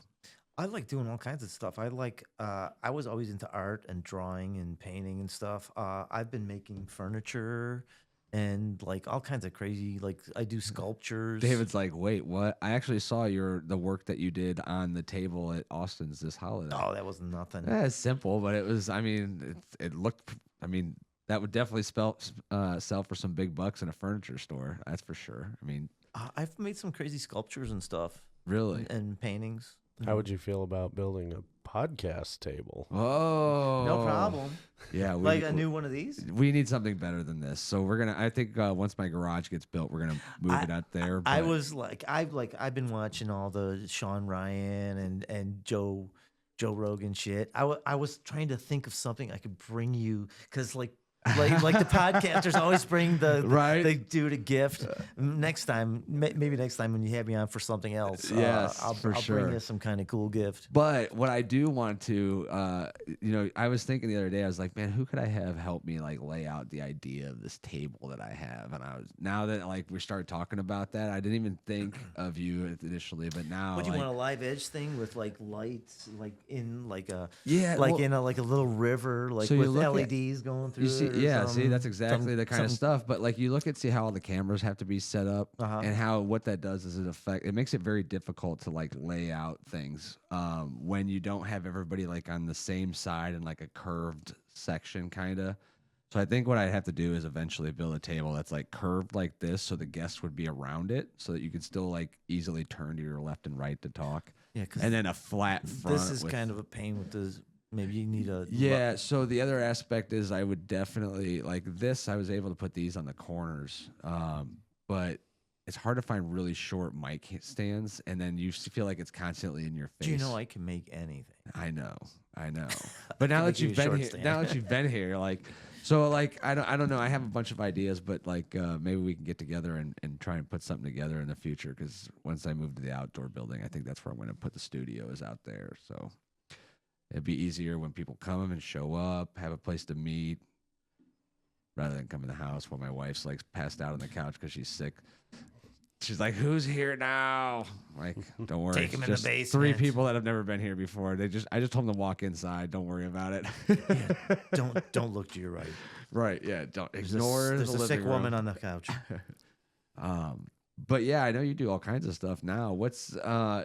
You mentioned your non-compete ends in a year. Do you think you'll ever start your own business again? No, no, man, it's a pain in the ass. People don't realize how much work it really is. I think it shortened shortened my life by somewhat. That's for sure, man. I had to toward the end. I never had to see heart doctors and stuff. I had to go see a heart doctor, and my blood pressure I almost exploded. You know. Stress. Yeah, it got crazy. Let me ask you this: did it ever get what's the word I'm looking for? I don't want to say boring, but like once you're kind of locked into what you have to do in order to be a company, a successful company, did you miss the opportunity of just being like, well, this week, instead of building exhaust, like, let's just do something crazy and let's all do this? You can't really do that kind of. We did that once in a while. I mean, we did, yeah. Yeah. Like in the earlier days, we'd take off like half Friday, and we'd take one of the 4-wheelers, and like we'd have a snowstorm. We'd be pulling everybody around in the parking lot and down the streets with sleds and shit behind 4-wheelers and stuff, and Right. drinking and Just having a good time. yeah. Yeah, but like now, like you mentioned, you like to do furniture, you like to, do cars, you like to build side by sides. Like, there's all these different hobbies that you enjoy doing, which Yeah. are still time consuming. But now you get to kind of pick and choose. Like, yeah, I'll take that job, or I'll do this job, and versus when you own that company, like you have to focus on making sure the company's making money Yeah. because you got to pay the employees. It and was stuff at like that. least a 12-hour a day thing. Yeah, I mean, even towards the end, people would like after the COVID thing, people would not show up for work because they were getting paid by somebody else, right. and it just got crazy. And it got, I don't know, people were getting they were demanding, like they were overstepping their boundaries. I wasn't their parents. I wasn't this, I feel bad for like new startups and stuff right now that are trying to find people. Yeah. It's got to be crazy, man. Well, it's not even just startups; it's just businesses in general. Like, Yeah. my daughter, she works for PJ Marley's. It's a burger joint on the square in Medina, and she's like, "There's like the oldest person there that works is like 18, and they're like always trying to find people." And I was like, yeah, nobody wants to just go to work. Like, kids don't No. want to go to work. Like, well, and it's funny because I remember hearing these stories, like people be like, my parents didn't have it, so now that my parents are successful, they want to buy stuff for their kids and make it easier for their kids. I don't. Yeah. I want my kids to work. Like my daughter, I bought the house next door and I redid it and stuff. And I had like 2 different families living in there. My daughter just turned 18 and she moved in next door, but I don't want to give her a break. I'm like, you got to learn, man. Yeah. Yeah. I'm going to inspect that damn house every 3 weeks, man. Because yeah, it's kids tough, today right? Like are little grubs too, man. well, you want it to be easier on them, and Yeah, I know, but and here's the other thing too, like her mom and I are divorced, and obviously like when you're in divorced homes, like, okay, her mom married somebody that's doing well for himself too, so like they can spoil her a little bit, and then mom feels a little bit better for spoiling her daughter, and then dad's like, well, I got to do something, otherwise she's not going to love me as much. And then before you know it, you've raised this person who is going to be, she's going to be 16 up in spring. And it's like, she has no idea what the world's really like because she's had 2 parents that are basically trying to give her the world because they want to be in her graces, which if I was a 15-year-old teenager, I would definitely take advantage of that to the max. Like, hell yeah. If my mom's willing to let me do this, and use stepdad's money to buy me this, and this, and give me a new Jeep Wrangler at 16, like, yeah, okay. My dad, he did not buy me. Actually, I'm sorry, that's not true. I bought my first car. He did buy me a $2,500 4Runner that he proceeded to take away from within 2 weeks because he heard me squeak the tires in a parking lot in Medina that he was randomly driving by at the exact same time that I decided to be a cool kid in front of some girls. But Yeah, my parents did not give me No. anything. Me either. I mean, my parents were off the boat, German, and no, there was no. I had to work for everything. They made me get a checking account when I was 12. Yeah, I was gonna say I had a checking account And when they're I was like, very young you too. have to start building credit.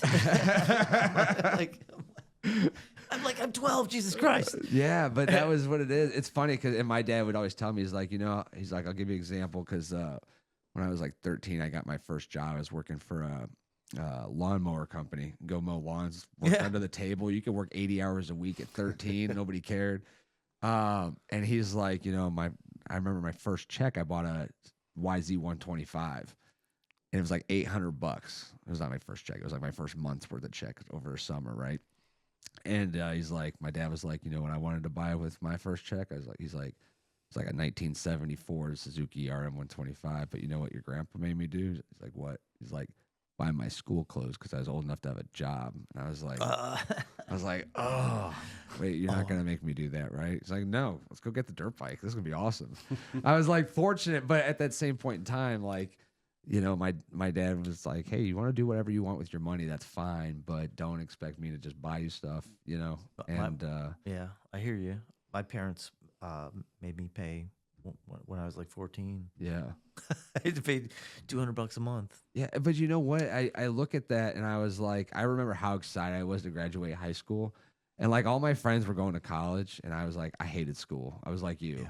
I was the guy that like I passed my tests because I retained information, but I will never take homework home. Like 2.0 GPA, barely got past C average. I could play sports, not be on any kind of academic. That was all that mattered. And, I look at it. When I want to graduate, I was like, I'm going to go to the Army. I don't know what else I'm going to do, but at least the Army's going to pay me money. And I'm going to travel. It's going to be awesome.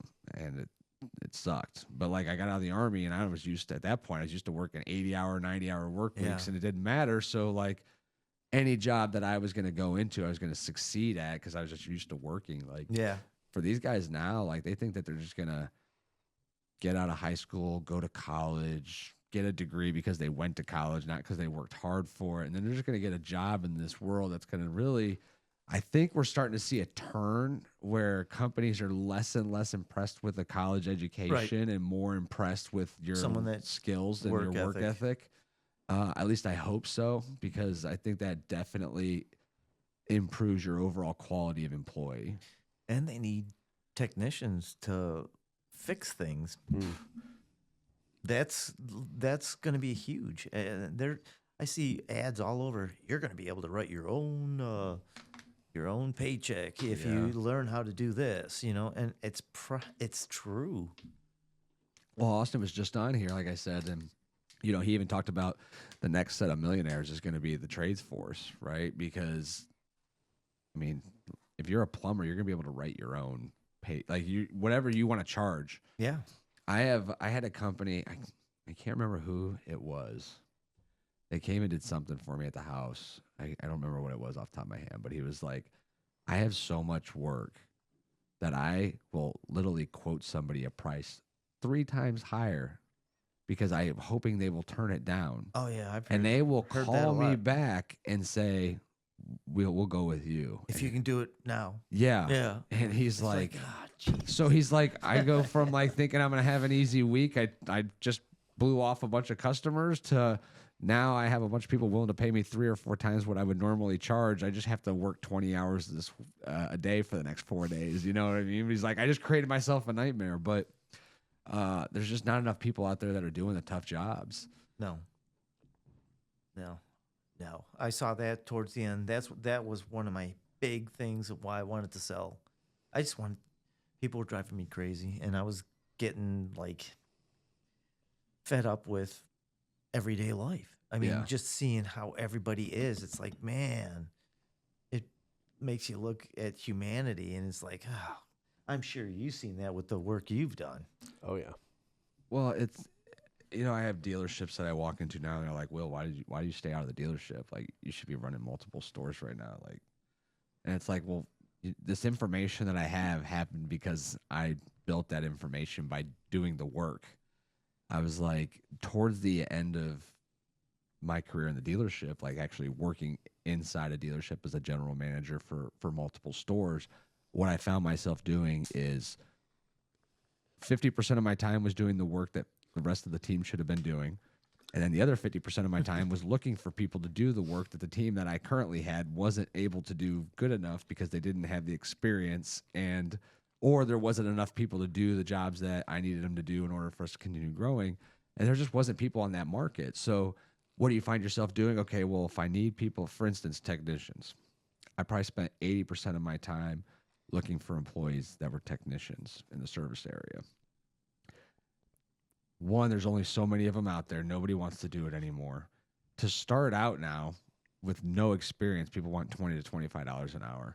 I know, it's crazy. For the people with a lot of experience, you have to throw them $50 an hour just to get them on board, which at that point, now your labor rate's got to go up to $200 an hour in order to I wish be I able to needed make a job now. Yeah, right. I'm like, and it's damn. like, dude, before you know it, like you're like, man, I got to charge my customers $200 an hour to pay this guy $55 an hour because to change oil, to freaking do a brake job because I can't find that 16-year-old, 17, 18-year-old kid out of high school that wants to do that job. wants to just start being a technician and do brakes. So then I have to turn away the big work. I can't do the head gaskets. I can't do the timing change. I can't do the transmission rebuilds. You know why? Because my main tech that's capable of doing that has to do all the other work because nobody wants that job. Then your profit margins shrink because you're paying the guy $50 an hour, you know, and then that guy then he turns that 4-hour job in an hour and you're paying him flat rate. So he just made $200 on a job. You might've made $240 in profit.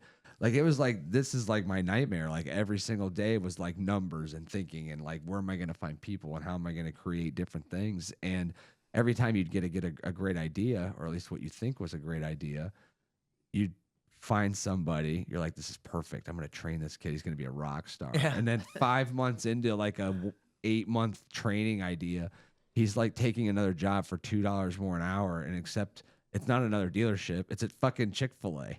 He doesn't even want to fucking work on cars anymore. Now he wants to fucking make cheese or fucking chicken sandwiches because they're willing to pay him $2 more an hour because he doesn't understand flat rate means you have to work a little bit harder to maximize. It's like, My pleasure. oh, my pleasure. My pleasure. My pleasure. But so, yeah, I can imagine running and that job that you have too isn't just regular changing brakes. Like there's like some thought process to it. There's like some skill set to it that takes years to learn and then they're gone. They don't want to do it anymore. I know. Or they want so much money that you have to charge more for the parts. And then you price yourself out of parts pricing by not competing with the people that are making their stuff in China. Right? Because I'm sure that becomes an issue as well, especially on the motorcycle end of things. Yeah, I think China's going to take a dive, though, here eventually. I mean, they're not doing so good. And they need us to survive. Yes. Yeah, if we go under, they go under. Well, and if we stop buying their stuff, like they're really... Yeah, we're their biggest customer by far. Sure. For everything. Yeah, it's... That's why the tariff thing is going to be crazy. Again. Yeah, but the tariff thing never really changed. I think the idea... With them. Well, they've always had tariffs. Yeah, but they don't accept any of our stuff anymore. No. They only take less than 11% of our product. Right. Well, and that's always been an issue with... I know. That's like it's that's not why Trump equal, was so mad the first time. Right. It's never been an equal trade No. partnership. And that it's been that way with a lot of countries. You know, it's funny because, you know, you hear president after president talk about how great of our country is, but we get abused and taken advantage of by the smallest of fucking countries. Like, it's not even like we can say China and we can talk about Europe because they take advantage of us more than really any of our other allies. But like, there's like little shit countries that do absolutely nothing for us or no beneficial to us at all. And are run by people that are what's the word I'm looking for? Dictatorship? No, well, they're run by people that are snaky. They're out for themselves. There's a word I'm looking for, but they're definitely taking the advantageous aspect of any deal made with America, more so than sharing it with the rest of the people of their country. And yet we don't care. Fuck the American people again. Like, it's like there's always somebody that's willing to pay more in our own country than another country. Yeah, the evil. Well, you've been in the industrial military thing. I mean, you've been behind the scenes a tiny bit. Yeah, and I mean that was 20 years ago, but Yeah. I mean to It's the be same in, playbook today. well, just it's never bigger going to dollars. change, right? Like, I mean, when I was 18 years old, they were trying. Well, 17 when I first joined. Like, you know, that was I was in Kuwait when I turned 18, and that's when September 11th happened, right? 2020, yeah, 2001. Mm-hmm. And they wanted an excuse to go back to war with Iraq, you know. And it's funny because at that point, I mean, I was, like I said, I was 18 years old. I never really paid attention to anything. The first Gulf War lasted 100 hours. It was when I was a kid, like. But September 11th, that happened when I was there. Like, of course, I'm mad, I'm angry. Like, what better way to maximize like good old go American pride and start a war? Like, nobody would have said no or to anything that they wanted to do at that point in time. Starting a war that would then turn into a 20-year occupation was easy. Yeah. And it's They knew that. yeah, of course they did. Amazing, right? And it's and now here we are, you know, with Ukraine. Well, here we were just talking about it earlier. You know, talking about your family coming from Germany during, you know, Nazism, and how, you know, everybody looks at Hitler as like, and I agree, the worst person, and you know, that we could think of is when you talk about building the worst person ever. What could be worse than Hitler? But we don't even know the millions of people that have died so far between Ukraine and Russia and Palestine, right? And we're fueling both of those wars, and we're proud of it. And we've picked we've picked losing sides or the wrong side in almost every single aspect that we could, and now we're just fueling their fire. Yeah, the lovely government that's in place right now. Sure. Yeah, and we hope that I hope that Trump is able to do something. I really thought that, honestly, I thought something would happen in Ukraine and Russia by now. I'm a little disappointed. Yeah. I thought he would be over there. I thought he would have been in like, hey, let's cease fire this shit right now. Well, I know there's he's a trying lot. to get a lot of shit in line. Did you see talk to Trudeau Yeah. the other day? Yeah. Could you imagine if they made Canada the 51st state? Like, did you see that on Christmas Day? Like, he No, put that no. out. Oh, dude, it's funny. I was actually, once again, I was at Austin's on Christmas Day. So I'm like, did you see this? And he's like, what? I was like, Trump just told the Canadians that they would lower their taxes 60% if they became the 51st state in the United States. And I was like, I mean, you know, Austin, he's obviously a financial advisor. He probably know that shit. So I was like, is that right? He's like, yeah, pretty much. He's like, 95% of their country is essentially within like 50 miles from the border. Yeah, I was like, that is fucking insane. Yeah. Yeah, they might as well just be here, and then we could just drive over there whenever we want, hunt on their property. Like, Yeah. you know, it'd be awesome. And get good deals on maple syrup. They have great delis up there.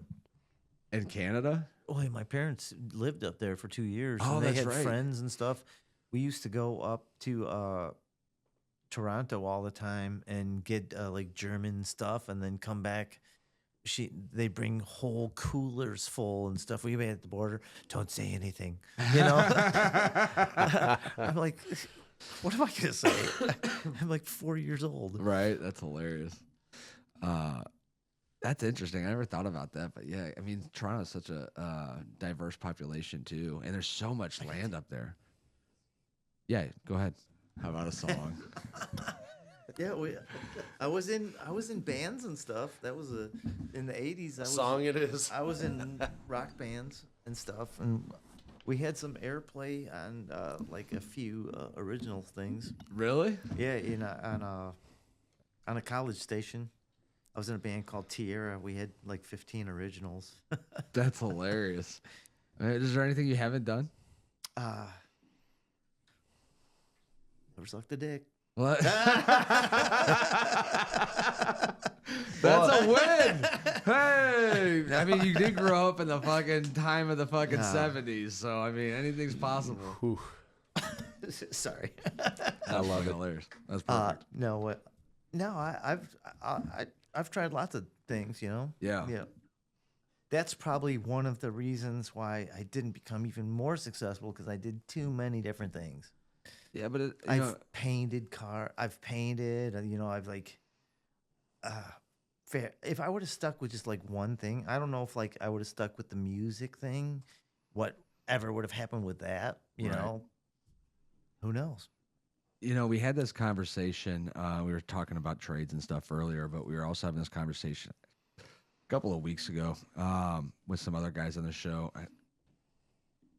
And, you know, the days are lost. Like, I think I said, I don't know if I said something to you or I said something to my sister, but I was like, it's funny because you remind me a lot of my dad. And when my dad, you know, he was always doing dabbling in like multiple things. Like he was a construction worker by trade and like did a lot of like, what's the word? Like framework, a lot of refinish, a lot of remodeling and things like that. Building custom decks, building custom barns, all this different stuff. But he knew how to do everything, right? Yeah. Like, you know, like he raced growing up dirt bikes all the time. That's all he did. So he knew how to work on everything on a dirt Yeah. bike. He could do anything, and he knew how to do anything on a car and build lift kits. And he helped me paint my first truck, and we pulled it into the garage. And I remember stripping it down, and I remember myself having to sand that thing for ever and ever and ever. And you know, obviously the stuff that they have out now would have made it way easier because technology just starts to make Yeah. things so much easier. But at the same point in time, like not having that technology meant you learned things that you could do and use that skill on multiple other things, I feel like. Yeah. And like that is a lost generation that I don't think will ever be duplicated again. And that's really starts with your generation and then the kids that you and people like my father raised, where we're not as skill developed as like our fathers were because frankly we started to get technology into our hands sooner that allowed us to do other things.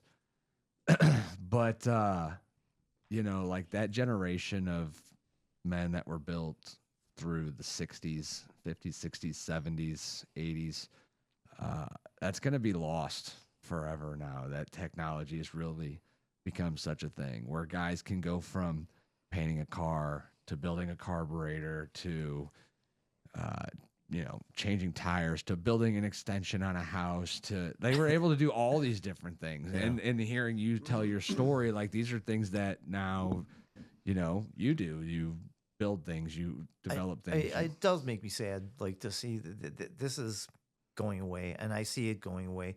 I see a few little spurts of it. Like I have a few friends that their kids are real good, and they're like 16 years old, and they're building all kinds of crazy stuff. And I was like, oh, there's a glimmer of hope with some of these, but man, for the majority, man, like you said, it's going downhill. Yeah. You have kids, right? You Yeah, I have mentioned a two daughter. kids. Yeah, I have my boy is.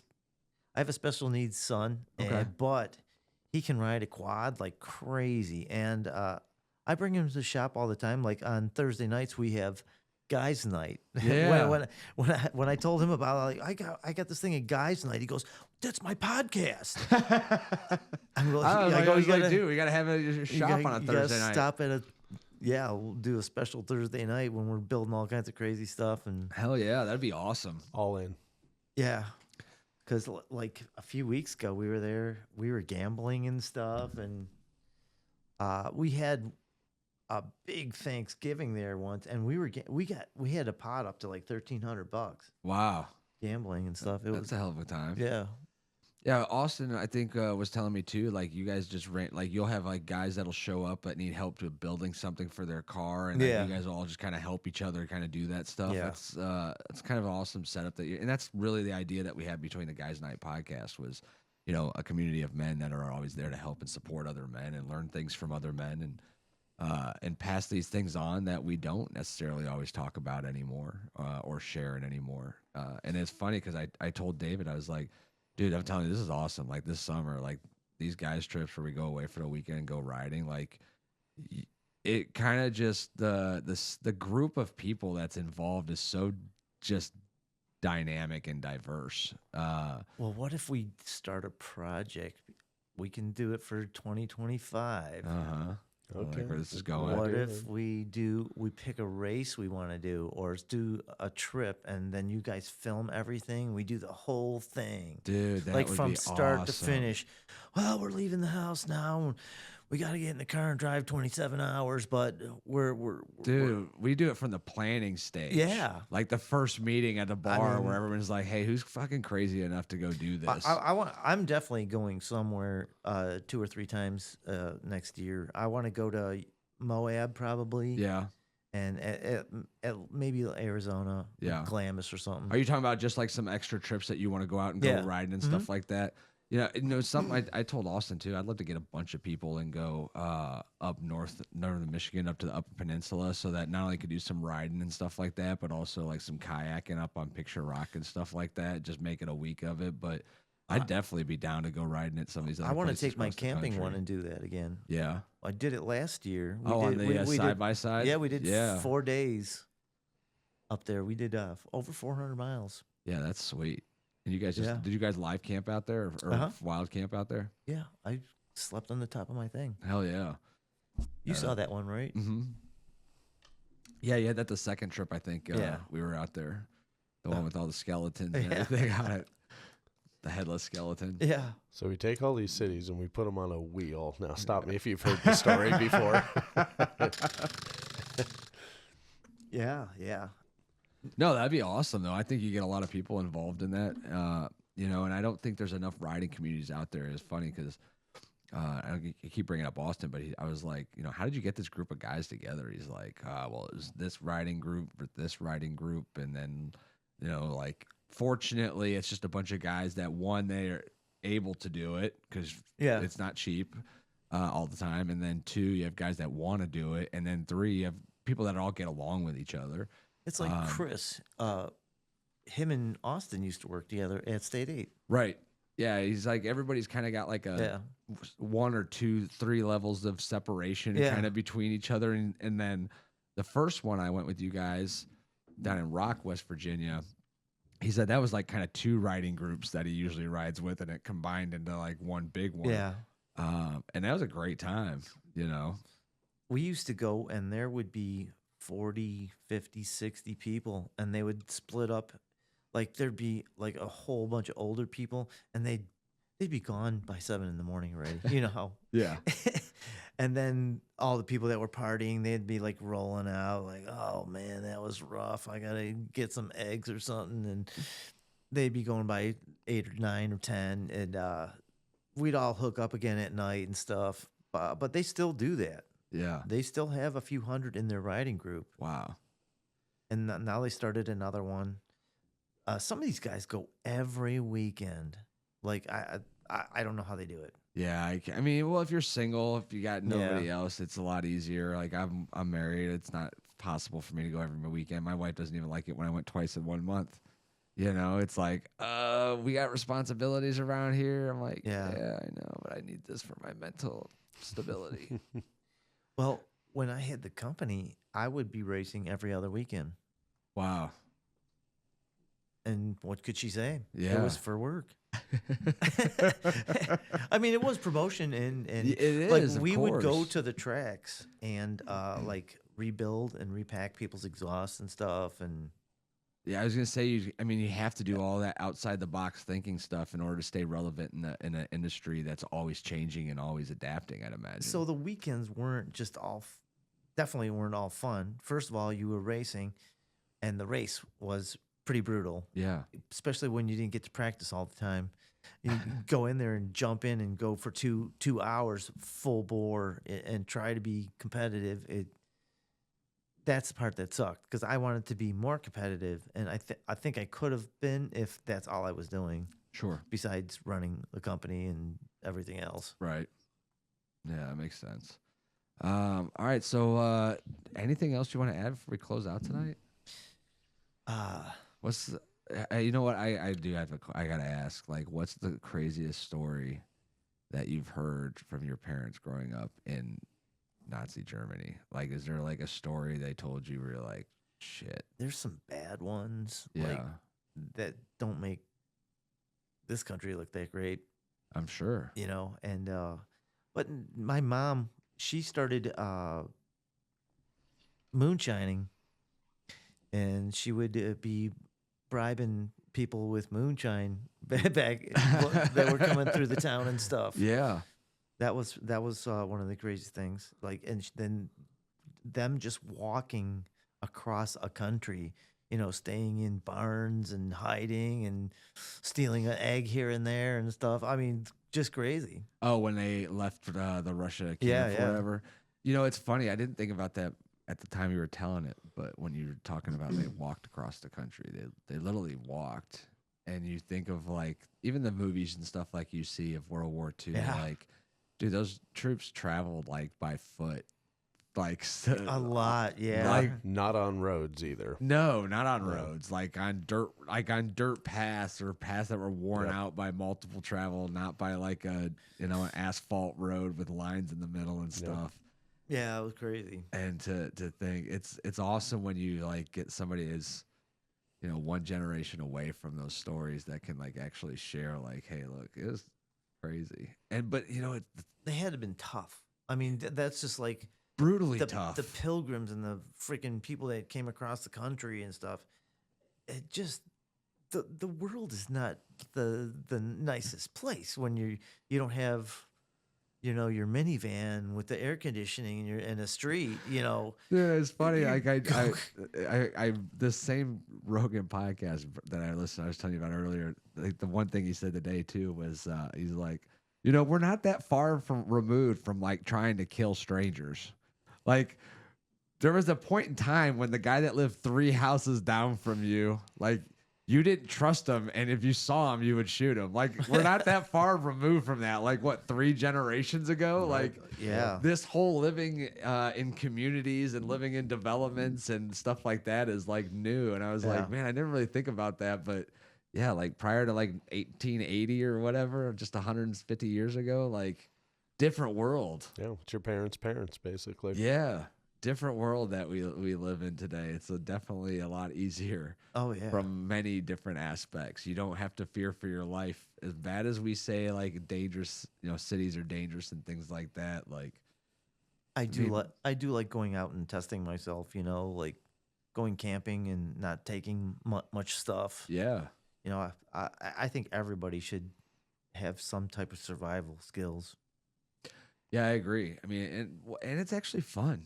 And if you ever really ask anybody that how much stuff do they have in their house? How long could they live off the crap they have in their house?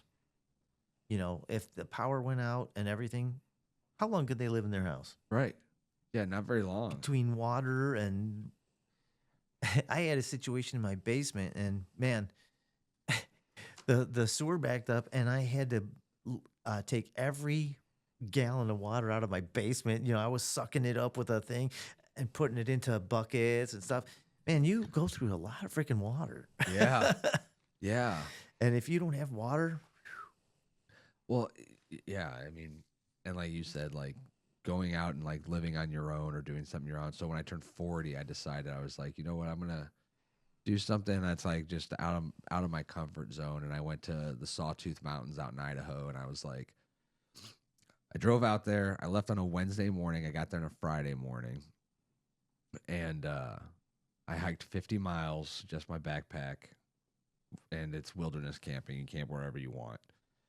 And I was like, I'm just going to see if I can just do this. And I was like, I'll fish for food. I'll bring a couple of meals that I could make on a quick fire or Yeah. whatever, just in case.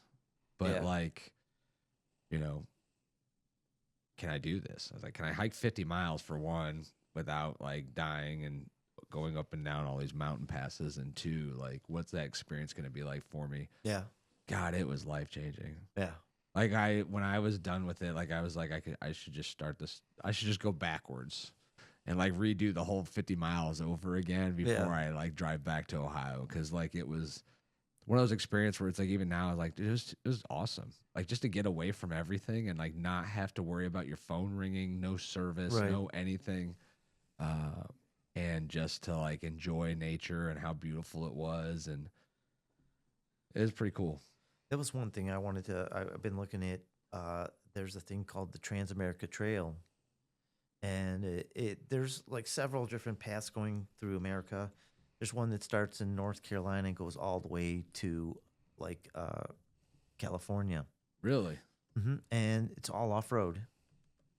And you'll have to check it out online. Yeah, I will. because you can leave from Michigan, or you could leave from North Carolina, go all the way to California, and then come back the highway, the upper route, and come through the Black Mountains, and then come by Michigan, and then it's like 8,000 miles. Wow. And oh, you guys already got it pulled up.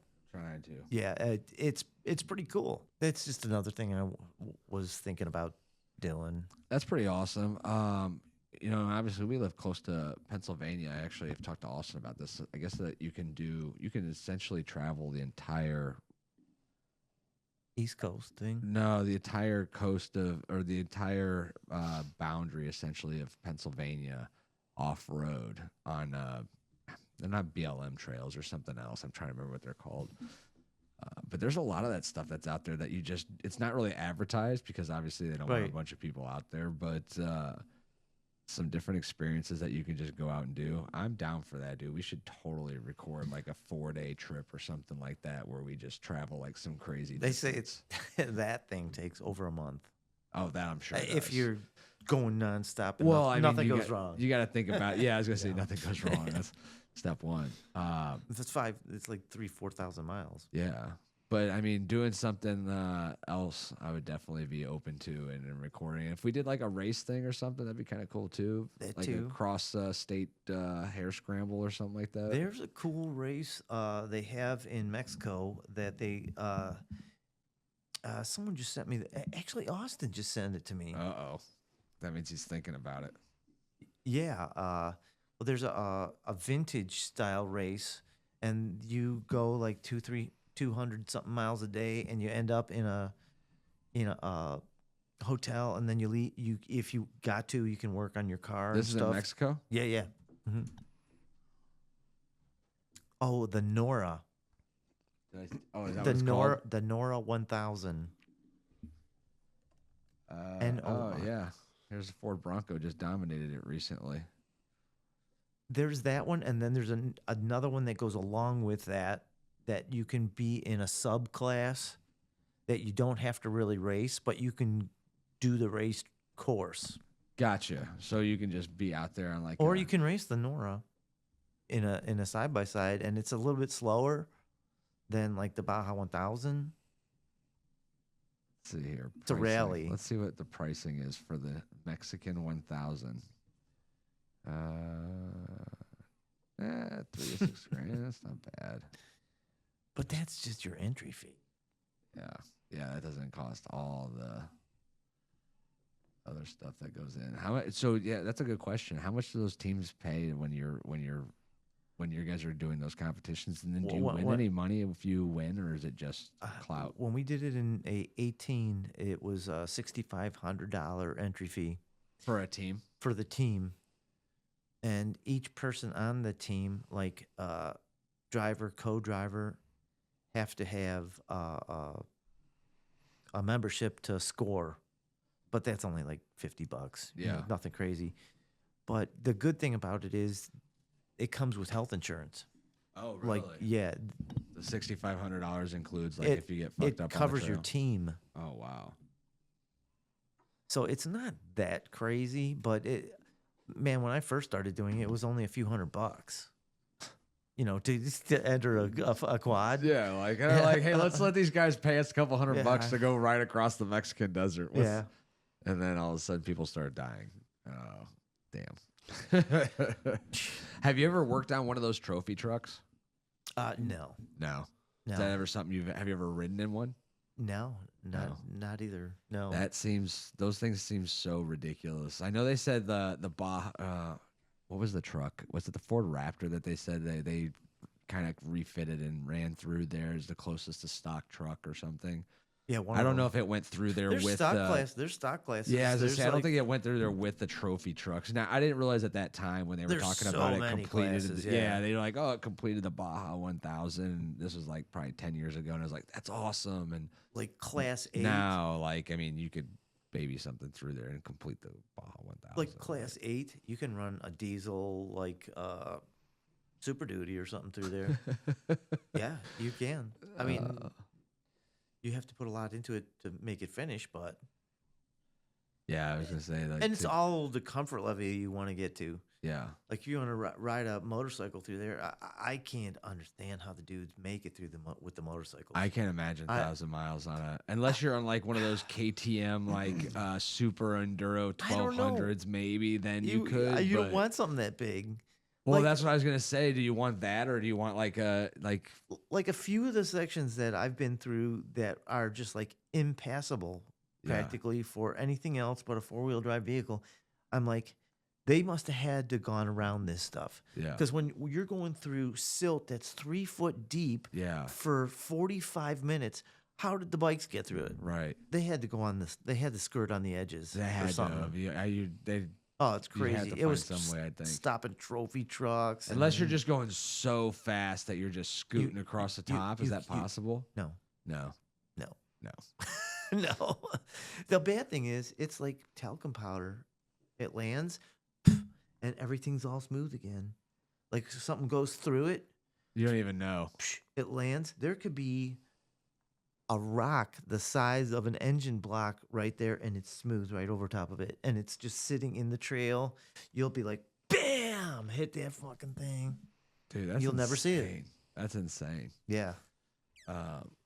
Craziest Baja moment. Anything that pops up to you, like One of the silt situations. Yeah. The last time we did, it was about 3 o'clock in the morning. It was getting freaking cold as shit. We were just going down a highway section. We fueled up, and the guy's like, man, the next section's fucked up. There's like 45 cars stuck within 2 miles of us right here. They're like out that way, and you could just see in the air dust, and there was no wind and freezing cold. We were going about 6-8 miles an hour. My co-driver zoomed in to the GPS, and this is in a side by side. this is in a side-by-side. I'm looking at the GPS. I go, you look forward. I'm going to look at the GPS. We're driving by GPS. You couldn't see. Wow. You couldn't see anything. You could barely. The stuff was coming in over the hood, and I go, "You just look forward." So we're going, and we're doing this for like 10 or 15 minutes. You go, "Stop, stop!" I had to go over to the side. There was someone in the path, and they had a flashlight, and we didn't see them till they were about by that couch. Wow. I mean, crazy. And we had to do this for like 45 minutes. So, and then there's also things called VCPs, virtual checkpoints. They bury them all over the place, and they don't tell you exactly where they are, but you have a tracking unit inside your vehicle, and it'll start blinking. You're coming up close to one of these things.